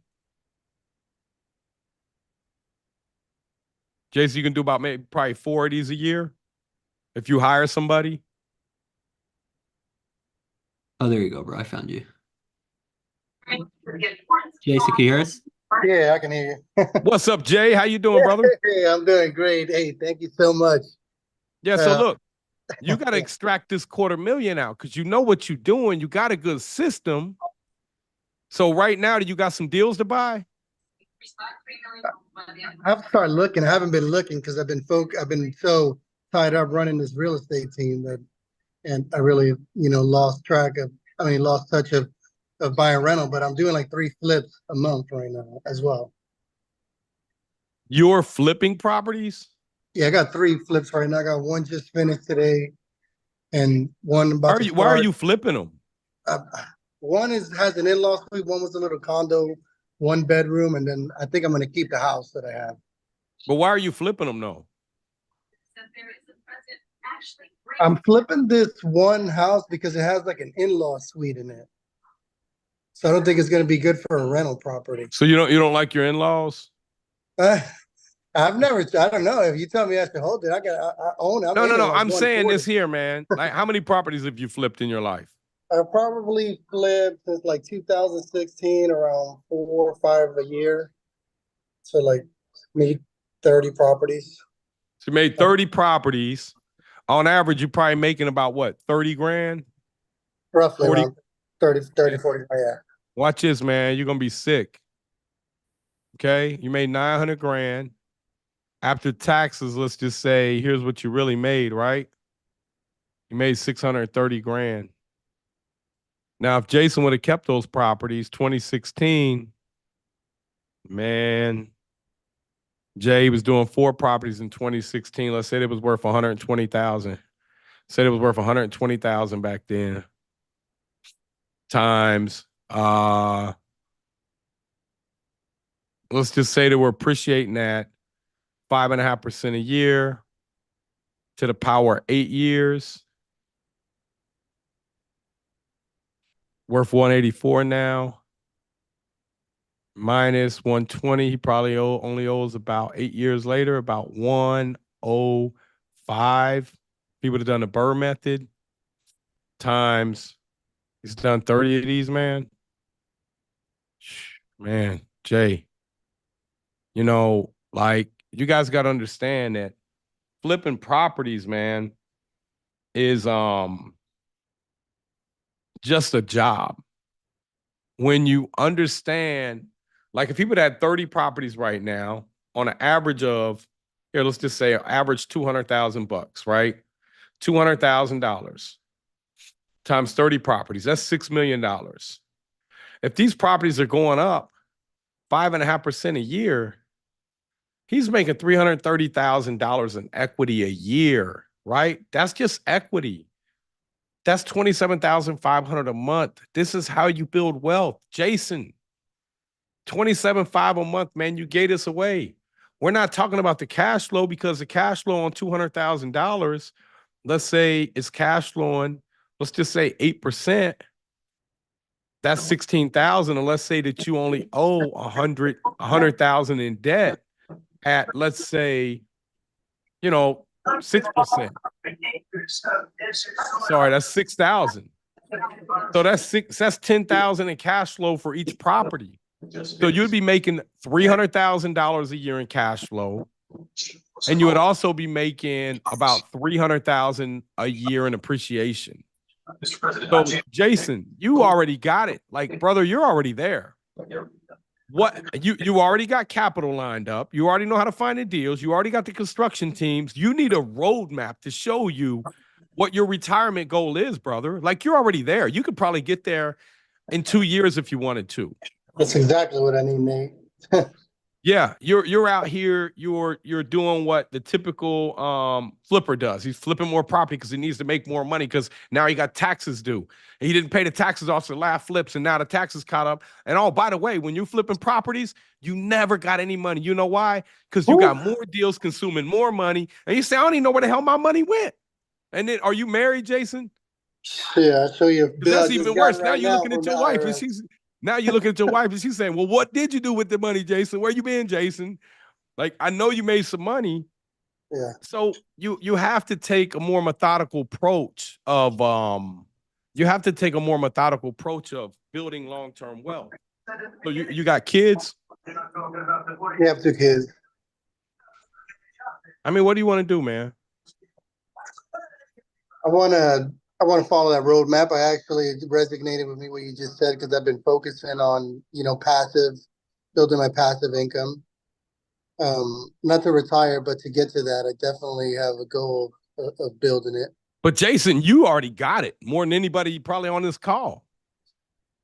You can do 3 flips a month for a year. You know what you're doing. Here, let's just go do the quick math here, man. Let's go do some quick math here. So if you did 4 of these properties, can you see my screen, y'all? Yep.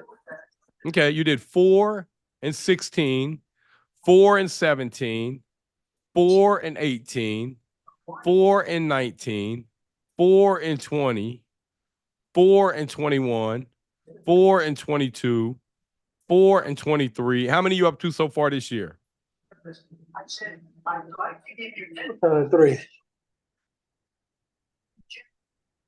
You got 35 properties. On average, let's just say that you would have had 100,000 in equity in them properties. Tell me about some of the ones you bought in 2016. You have 3.5 million in equity. Yeah, I got 5 properties. I got 1 triplex, 2 duplexes, and 2 houses. Well, I just got a house, so it's 6 properties. But I sold the duplex to free up some cash that I shouldn't have sold. But I sold it.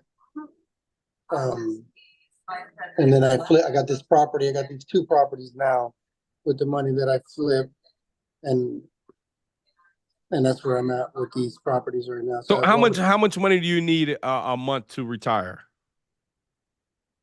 10,000. That's not like free, but that's to retire, like to cover my bills. And then Listen, Jason, I love that you said that, because the number one thing that we all need to focus on, and because when I ask people that, they like, I need 200,000 a month. I'm like, you working at McDonald's right now, man. Like, let's be realistic, right? And so it's good to have big dreams, but 10,000 is a very achievable number.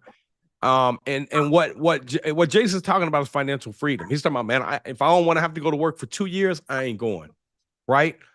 That is freedom right there. That's the reason we do this. So Jason, here, let's draw your map out real quick, okay? Okay? Yes, sir. All right, hold on. Let me draw this out, see if we can get you there, brother. So what we gonna do? You got some capital right now to work with? Well, yeah, I got like 70K freed up right now, and I'm about to sell this one house for like 250, and that's what I'll free up from there. So here's what we're gonna do. We're gonna have you do. You think you can do 2 more houses this year? Yes. You think you can do 6 next year? Yes. You think 8? Now 6 is good. What's holding you back from doing more deals? Man, I've recruited like 40 agents. I've been listing like 12, like 20 houses. I've been working buyers. But why the agents? Because I get it, you get paid, you're a broker, right? I'm not a broker, I'm an agent. I just run a team inside of Keller Williams. But why are you okay? So look, man, why are you focusing time recruiting agents so you can get a commission, but you're really building Keller Williams company? Huh? No, I was, it was really, we started out really well. It was really good. I got some staff that works. Now I'm in a better place where they can handle that. Well, what are you willing? What are you willing to let go so Jason can go after his dreams? Oh, recruiting. Okay, so if you let recruiting go, how much time does that free up for you? No, that frees up like good 4 hours a day for me to focus on finding deals. Okay, so then if you get rid of recruiting, can you do 2 deals this year? Yes. Can you do 6 next year? Yep. And then do you think you can do more than 6 next year if you get rid of that? I think I could. Jason, with your experience, I can get you 90% of your, and don't tell the lender this, but I can get you 100%. Look, I'm gonna get you 90% financing of the acquisition and 100% of renovations, right? Do you have terms like that? I've only used like one hard money lender in my career like that. And it Okay. wasn't like that. Like 70-ish%. Okay, so what if I could get you 90, and then if it's a fire deal, you can pay yourself an assignment fee, so you really ain't bringing no money to the deal, right? Mm-hmm. Okay, so then you think you could do 8 deals next year, or you want to say 7? I think I do 12 with your Okay. support like that. All right, 2. So then you're gonna go 2 plus 12, and then a year after that, how many are you gonna do? I'd like to double that number. Don't do that, man. Just do 16, right? Okay. Bro, come on. Here, let me show you. You're right here.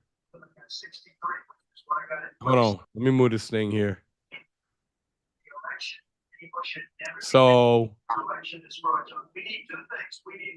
it's the roadmap right here, man. You got your 30 properties. You think you can be all in at 450,000 on them on average, or you're gonna be a little higher? No, here the average. No, I'm at that 150 price point too. Here, 200. I'm right by Lakeland. Where you were looking at, I'm like right by Lakeland. Okay, so you all in at 150. They worth 200, right? Yep. So if you all in at 150, and they worth 200, right? Here's your numbers. You got 4.5 million in debt, 6 million in assets, and in 5 years, this 6 million in assets is going to go up to, let me get my calculator here. 6 million times, let's just say you're going up 5.5% a year, right? Okay, that's what you're worth next year, right? That's year one. At the end of year one.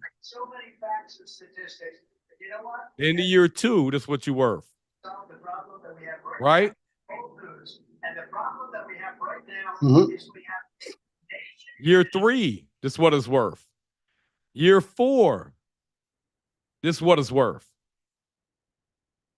Year 5, this is what it's worth. Look at this, man. Here's what you're going to do. You're going to go borrow 75% of that.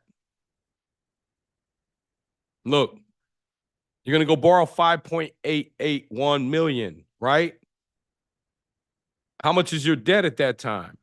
Your 4.5 million, you done paid that down to 4.4. No, it's going to be down about 4.2 million. You're going to pay that down about $4.2 million. So minus 4.2 million. Look, you walk away with $1.6 million. And so here's how money works, though. If you got $1.6 million in equity, making you 8% a year, that's your 10 grand a month right there, brother. See that? Divided by 12 months. Look at this. 11,208. But the bigger key is you got 7.1 million in assets going up 5.5%, 390. This money you're making in your sleep. Essentially retire for the rest of your life, Jason. Nate, is this only single family homes? Yeah, these are single family homes. If you do 2 units, it's going to be quicker. Okay. Yeah, I got a little stuck because I was like doing some training on multifamily, and I think I kind of like distracted myself, and I got off track of all focus. Everybody does that. I've mentored a lot of people and helped them become millionaires, and you know what they always go do? Dumb stuff.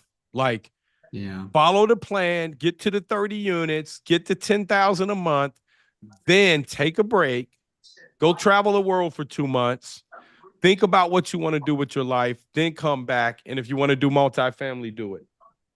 Gotcha. You know, but don't try to grow too big too quick. Sure. Gotcha.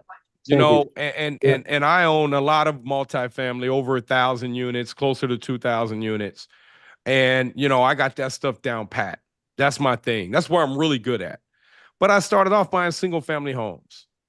Okay. So, Jason, look, man, we're going to send you this roadmap. I want you to watch this. It's about a 30-minute video laying out what I just showed you.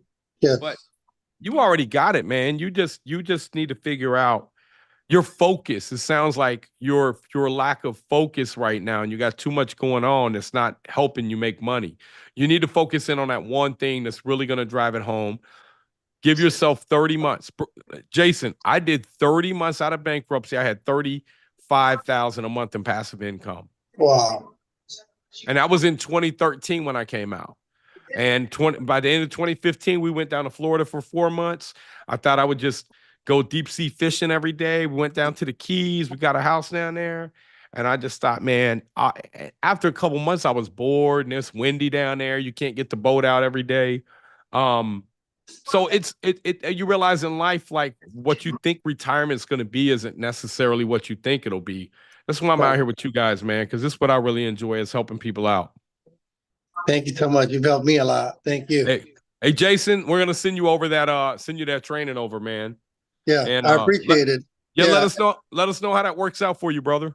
Yeah, I was really distracted with the single family and multifamily, so thank you for that. Stay focused, man. Go retire first. Then you can. It's like my son. I said, man, you want to go to college? Go become a millionaire. Then you can go to college. But don't go to college to become a millionaire, because it probably ain't gonna happen. Absolutely. Yeah. Yeah, All right. thank One you. more question. Hey guys, thanks, man. Taylor Barnes got his hand raised up there. What's up, Taylor? How you doing, brother? Oh, I'll mute him. Oh, can you hear me? What's up, Taylor? How you doing today, brother? Hey, I'm doing great. I actually been watching you for a while, and I like all your content. But I have a quick question. I noticed that you said earlier on the chat that you said wholesale real estate is a good way to build up capital. I have like around like $7,000. Is that enough to start, or Yeah. All you is that really need to do, come on a call Thursday. Yes, sir. You don't need no money, man. It's time, it's effort, it's energy, it's skill. Yes, sir. Right? It's Yes, no sir. different than, look, man. I come to you, I say, hey, Jason, hey man, I'll sell you this lighter for $20. And that's it. This is a $200 lighter right here, right? It's got this Yes. V cutter in it. It's nice and neat. And then I say, hey, I got you. Give me 3 days. I'm gonna bring you the $20 back, right? Yes, sir. Right. And I say, all right, man, I ain't in no rush. I write a contract on it. I go find somebody who want this lighter for $50. I bring them down here. They give me the 50. I get a guy 20. I keep 30. Just really Yes, sir. wholesaling. Yes. The difference with wholesaling is you can put the property under contract. It can't run away. It's got an address. You have a binding contract on the property. So it's just really, it's easy to find people who need deals too. All you got to do is come out to a really nice neighborhood and put the signs out there that says investor special, 3-bed, 2-bath. They're all going to call you. You're going to get all their phone numbers. Yes. You're going to call them. Hey, what are you looking for? What are you looking for? What are you looking for? What are you looking for? And you're gonna say, man, I want to talk to you about that 3-bedroom, 2-bath. Man, I ain't got that no more, man. I got sold, but let me know what you're looking for. Okay. I got some more deals coming. And you're building a buyer list. And then you go find the deals that they want. And you just tell them, hey, I'm a wholesaler, man. I'm gonna mark this up. I'm gonna make 5-10 grand if you're lucky. If you ain't lucky, I may make 20. And the guys say, oh, I never let you make 20 grand. Don't call that guy. I could care less if you make 20 grand off me. What I care about, does the deal work for me? You know, so find somebody that's going to appreciate your time. but you don't really need money to get into wholesaling, man. You need skills. You need jump on there with Jarius Thursday at 12 o'clock. He's going to show you how to find these off-market Do deals. you have any course that I could buy or like any one-on-ones? Because I will pay definitely. Just jump on that thing with Jarius, man. We got what I teach is the BRRRR method, right? Yes, sir. And you know, we got some stuff that we do with our students and teach them how to wholesale too. I mean, we've had good success, man. Have people jump in and make $50,000 in their first month, but that's not really our focus because wholesaling's good, but it's a Yes. job. It's a job. It's really a Yes. job. To make more money, you got to go do more deals. And I want to get people to a point where they have assets that are going up in value when they're not working anymore. Yes. So yeah, jump on that call Thursday, brother, and tell Jarius what you're looking for. I'll tell him to be looking for you, brother. Yes, sir. Thank you so much for everything. Hey, Have hey, a blessed please, day. man, don't call me Nate, man. Hey, I appreciate the respect, but hey, man, I appreciate you, man. You're man, you're gonna go far, man. You got your Thank head you. on right. Thank Yep. you Thank so you, much. brother. Thank you, brother. All right, come on, Donald. Two more. I know I said that an hour ago. All right, Nate. These are good ones. Well, actually, we'll do this one and then we'll end with this last one. Tina, give us three. Tina asked, give us three rookie mistakes for real estate investing. Focusing solely on cash flow. And here's why. $80,000 property, right? You can rent it for, let's say, $1,200 a month. $1,200 a month, right? 1,200 is 14,400 a year. So let's say you're running a 95% occupancy on that, right? And then let's say that these are these Section 8 properties that they show you all over the place that are really cheap. Here's probably the biggest mistake you can make. So you got $13,680 in gross operating income with a 5% vacancy. Let's just say it costs, you know, 45, let's say it costs $5,000 to run this property a year, right? So you're making 8,680, and then let's say you borrow the 80 grand at, let's just say, 6%. So you got $8,000 coming in, you got 4,800 going out. So you got a difference of $3,200, right? And a lot of times they'll tell you, man, you can get in these deals with no money down. The problem is, if you're buying a property for $80,000, when's the last time the roof was replaced? Because a roof on a building right now is 5 to 10 grand. When's the last time the windows were replaced? That's 5 to 10 grand. When was the last time? What I'm getting at is you can't buy a property for $80,000 that's been upkept. What we like to do is buy these properties that are run down so that we can come in there and put everything in them. And I'm not saying you can't buy one for 80, but I'm saying like the cheap people like buying in Flint, Michigan and Gary, Indiana. And here's why. Let me show you a little bit of kind of like what I do here. Cause I buy large apartment complexes and here, let me just jump in here real quick and show you guys this here. The real money is made 263,356, 263,356. So the real money is made in real estate by understanding. Hold on, let me move this here. You guys see this here? So let's just say I'm going to go to my list here. So I want annual rent growth, right? I want stabilized vacancy. So let's say I go over here and I look at my population growth. Look at this here. So population growth up, population growth down.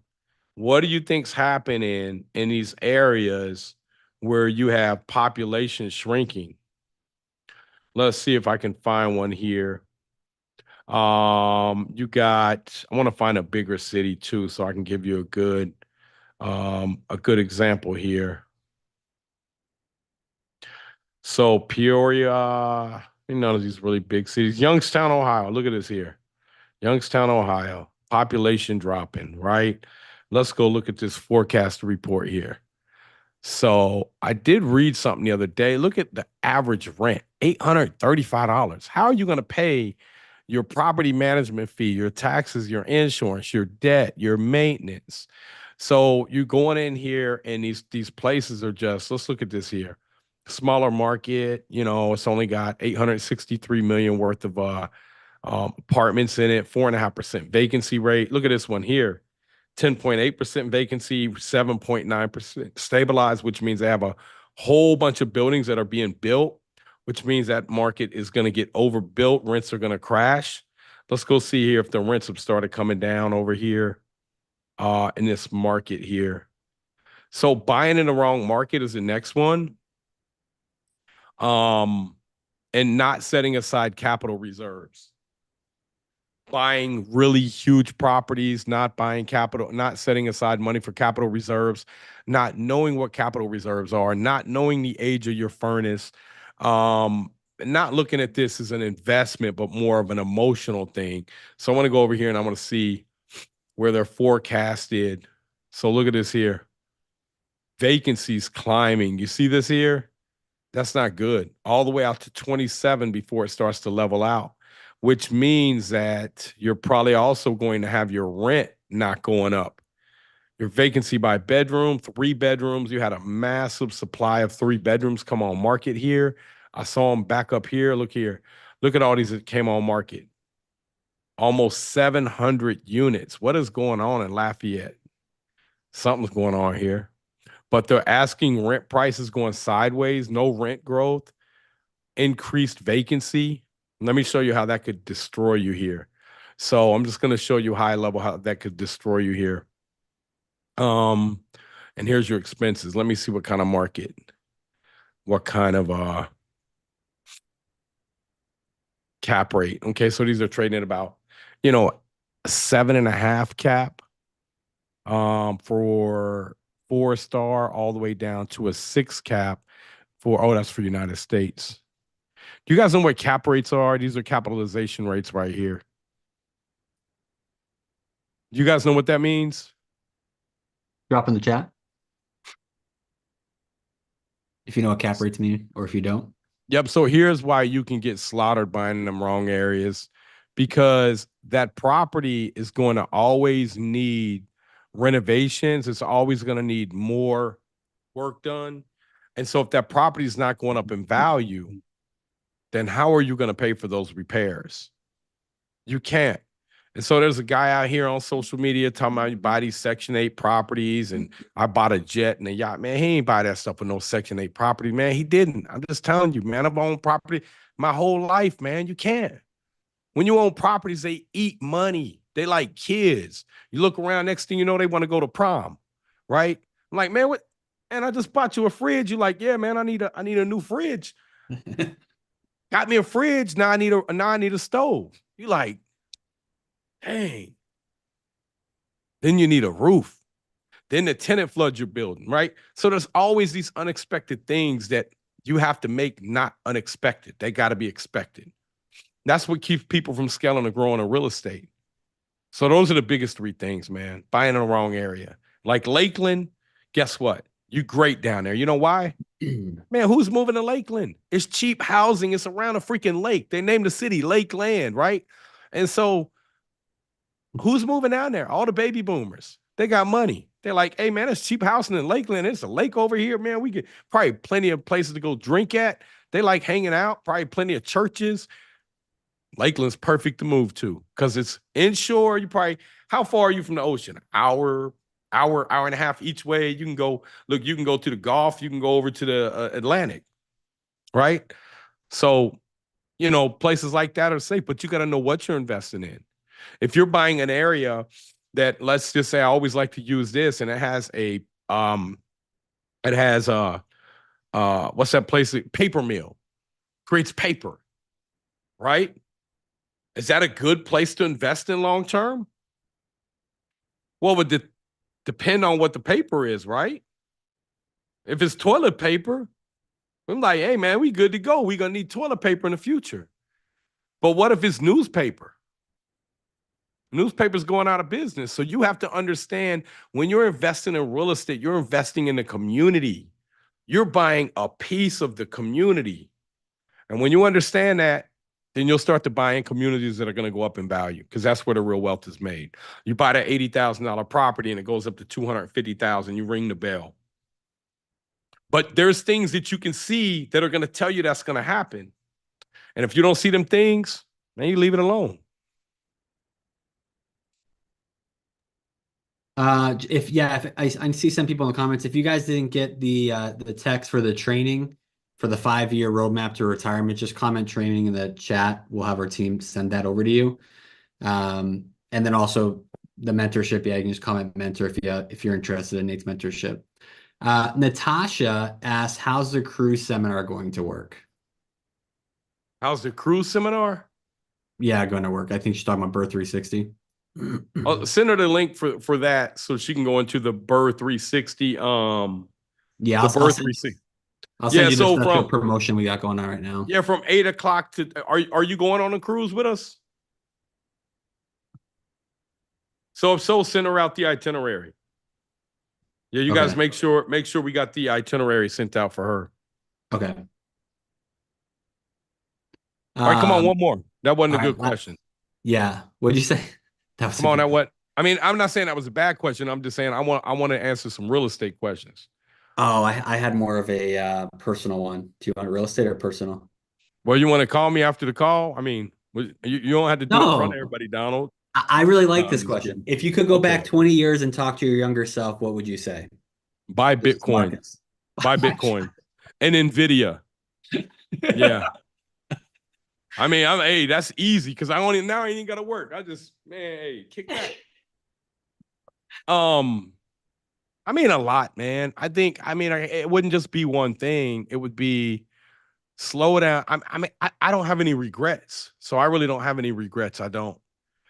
Because every struggle that I went through, man, from wanting to take my life to wanting to give up to wanting to, um, you know, like in the middle of failing, you feel like making an excuse. You feel like, I wish there was somebody to blame. But the problem with the blame game is when you blame somebody, you don't grow from it. So when you make it through that, though, you become a different person. You become so much stronger, so much better. I would just tell people, man, gain your financial freedom. Forget the material stuff for now. You'll get plenty of it later. I got Lamborghinis out there. I got all kinds of stupid cars. But I had to go through, and God had to strip me all the way down. I lost everything. I had to be humbled. And that was a great experience to go through. Never felt so good to be broke, because you ain't got nobody to lean on but God, man. So for me, I ain't trying to push my religion on you, but you asked a question. And I ain't a religious person. I'm spiritual. But if we're really spiritual, and a lot of us say we are, why get mad at somebody when they, riding up on your tail or, whatever they doing, man? Be at peace in life. And remember, everybody around you, your kids and all that, they're going to be, if you see them doing something you hate, it's probably because it's something you hate about yourself that they're doing. So slow down, just work on becoming a better person. But you got to become financially free if you want to reach the top of Maslow's hierarchy chart. And if you don't become financially free, you'll never be your best you, because you'll always be worried about next week's bills or next month's bills. This right here is freedom. I can show you guys how to become millionaires for 3, 4, 5 years. I can show you how to retire. Jason, I can show you how to get your $10,000 a month in passive income. It's not hard. It's building equity. $1.6 million in equity will spin off about at 8%. That's gonna give you about $134,000 a year. That's what you need. And then let's say you had another 4 million in debt. And let's say you borrow 4 million from the bank at 6% and the assets making 8. You're making a 2-point spread on the bank's money. 2 points over 4 million is another 80 grand. Put that on top of your 134. You got 214,000 in cash flow and principal reduction, right? So you have about 160,000 in cash flow. You have about 50,000 a year in principal reduction. That means every time you make a payment, your net worth's going up 4 grand because you're paying $4,000 a month down in principal just by collecting the rent and dispersing it back to the bank. Don't get distracted, man. I was all over the place when I stopped selling drugs and, I started doing real estate. And then I was all over the place. I was listening to poor people. This guy at Fidelity, financial consultant. I thought because he went to college, he knew better, right? He ain't no better. He just knew what he was taught. He was part of the system. So if you're either going to make a decision tonight, you're going to be part of the system or you're going to sit back and you're going to kind of control the system. When you control the system, that's when you got freedom because you're not part of it. You could make $1 million a year and you could still be part of the system. They got you out there churning these wheels. But when you own your time, it doesn't even mean you need to make a lot of money. People get freedom mixed up with money. Like money just means freedom just means you don't have to work anymore. You can have $6,000, $5,000 a month coming in. You free. But that's something you gotta figure out what you want out of life. And so get there as soon as possible, man. Because like I said, when I was listening to the guys at Fidelity, I went out, bought a 56-acre junkyard, bar and grill, industrial buildings, 250 apartment complexes. And I was bankrupt. I lost everything because I was all over the place. I did exactly what Jason tried to do. You go out and you get bit. You try to grow too big. You try to be all over the place. I had to talk to one of my friends today that want to buy a trailer park. I said, man, can hold 72 units. It's only got 10 of them in there. I said, man, you're gonna have to go pay what, 50,000 buy some used ones? I said, it don't even make sense. And we did the math. I had to show him. I said, you chasing these big deals, but you just picked up 3 deals you're making 100 grand a piece off of. You crushing it. Just do more of what you're really good at. And when you do enough of that to become financially free, then take a month or 2 off. Because I promise you it'll be the best month or 2 of your life. When you take time off your brain to really think, your brain will reevaluate things. Problem is we never get to that because we're always working, busy, grinding, worrying about the next thing. So, man, I appreciate all you guys for coming on here. I hope you leave here with some knowledge. I hope this whole week that you guys think about what you really want to do with your life. And Jason, I want to see you turn the corner, man. You don't need a whole lot. You need focus. You're chasing something. I feel like you're chasing something, trying to figure out something big and huge and hit this home run. Every deal you hitting is a home run, man. Just go out here and keep hitting them. Because you could do 10, 15 of those a year if you wanted to.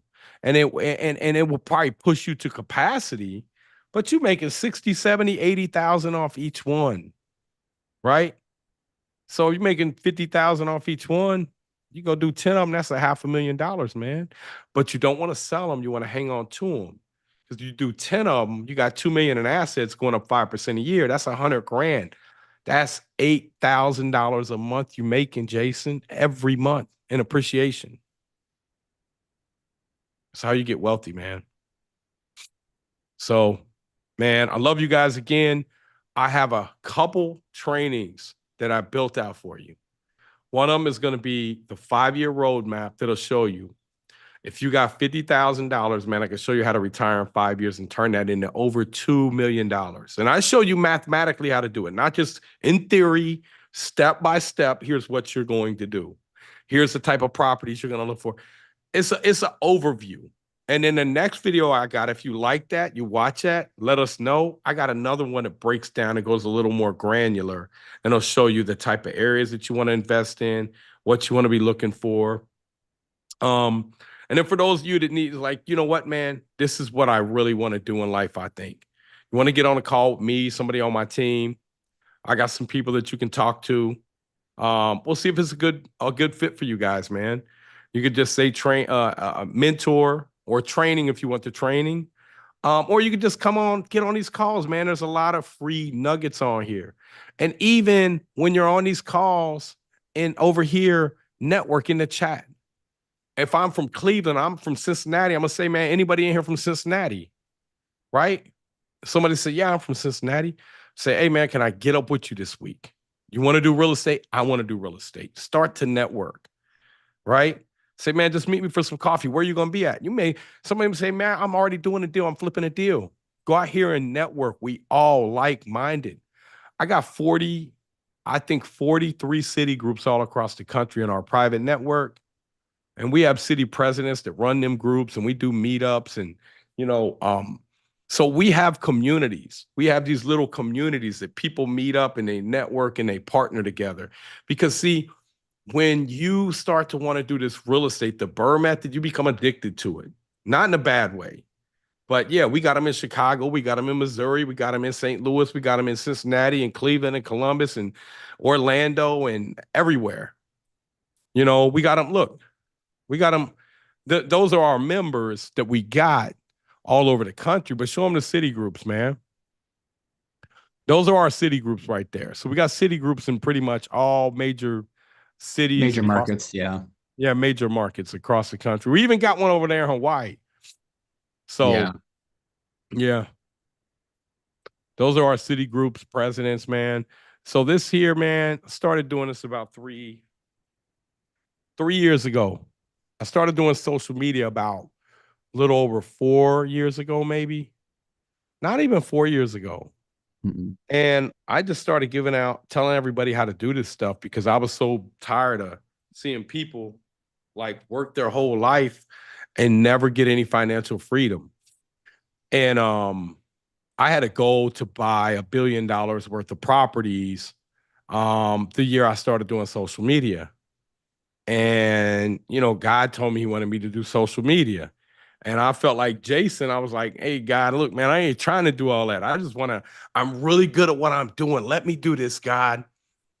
And, I had a little bit of a talk with him, and he sent somebody into my life that knew how to do everything. Cause I was like, God, I don't have to learn how to do this. I don't want to have to learn how to do that. Like, man, I'm tired of struggling. I figured this stuff out. Let me just do this. And then he was like, I don't want you to be churchy. I just want you to tell your story. That's it. Share information and tell your story. And that's why I'm on here with you guys. So, man, I love you guys, man. Just be kind to each other. We only on this earth for a short amount of time. It may seem like years, but man, that stuff will go by super quick. So, man, I can't wait to see y'all on Thursday's call. If you guys need anything, you guys need the credit card company, we can put that in here. Funding Grow to get you your business lines of credit. Plastic, it's PLASTIQ. And my son's looking into another one too to see if he can liquidate one of these other cards that I got. And I'm gonna have him do that tomorrow. It's called and next week, and liquidate means we can take the money off the card and send it to our bank account and get actual cash out without paying a 30% cash advance fee on it. So that's what they charge you, is like 30% if you do a cash advance. So we're going to try to liquidate one of these cards tomorrow. As they said, ADP.com. We'll try that there. It's not ADP. It's Chris, what do you mean still nothing? What you need, brother? Chris, what you need, brother? Hey, Donald, unmute Chris. He's up top. He needed something. Chris, what's up, Chris? How you doing, brother? You see him, Chris Verde, Oddberry.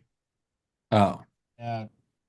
I was talking with your team there about the 5-year plan stuff, and he says. Oh, what's going on, Chris? How you doing, brother? Oh, he'll text. AJ said he'll text you after the live, Chris. Oh yeah, he'll text you, man. He's got a bunch of people he's got to send it over to, brother. Okay. What's that? A Pagan Creek, man. What do you do out there? You a fisherman? Oh no, this is one of my old fire shirts. I used to be a wildland firefighter. Oh man, wow. So man, it's a bunch of property over there in California to burr right now. You know, with all them, property with all them fires coming through, man. Yeah, yeah. It's a very red ocean out here though. Yeah. Yeah, it is, man. Well, thank you for your service, man. I know that's one of the most dangerous jobs, man. You must be a nutcase, huh? Well, yeah, I did it for 25 years. I did it for 25 years, and Wow. I've been trying to do this for the last 4. What's you say trying, like what's holding you back? Quality leads. Man, I jump can't. on that call. Hey, tell get his zip code. Tell Jarius to look his zip code up, man. We're gonna find him a deal Thursday. Can you jump on Thursday at 12 o'clock p.m.? I've got it scheduled. All right, so look, everybody that says they can't get a deal, I gotta ask you a question. How much you paying for a square roof? Oh, that varies, but where we're at here. I mean, 2.25, 275. How much you paying for your windows? Windows, your average size windows for a normal 3-bedroom, 2-bath house. I mean, you're probably about 350. Man, dude, you know your numbers, man. There's no reason you shouldn't be able to find deals, man. Yeah, no, I do remodels, so I know the rehab cost and stuff. So what you're just saying it's hard to find deals that can fit at the 75%, or is it the DSCR that you can't fit? It's the 75%. Everybody out here is a lot of wholesaling folks doing 90%. And it's like you just can't make no money at that. Yeah. They're happy to get $2,000, $3,000, $5,000 per deal. And I'm looking for 10. So are you looking to wholesale and make 10 grand, or are you looking to do the BRRRR method? Well, just to get some cash flow going, I'm looking to get some wholesaling done. But the end result is BRRRR method. Yeah. Yeah, Hey, that's man. my big thing right now is get some cash flow going. So jump on that call with Jarius, man. Look, how many calls you do a day?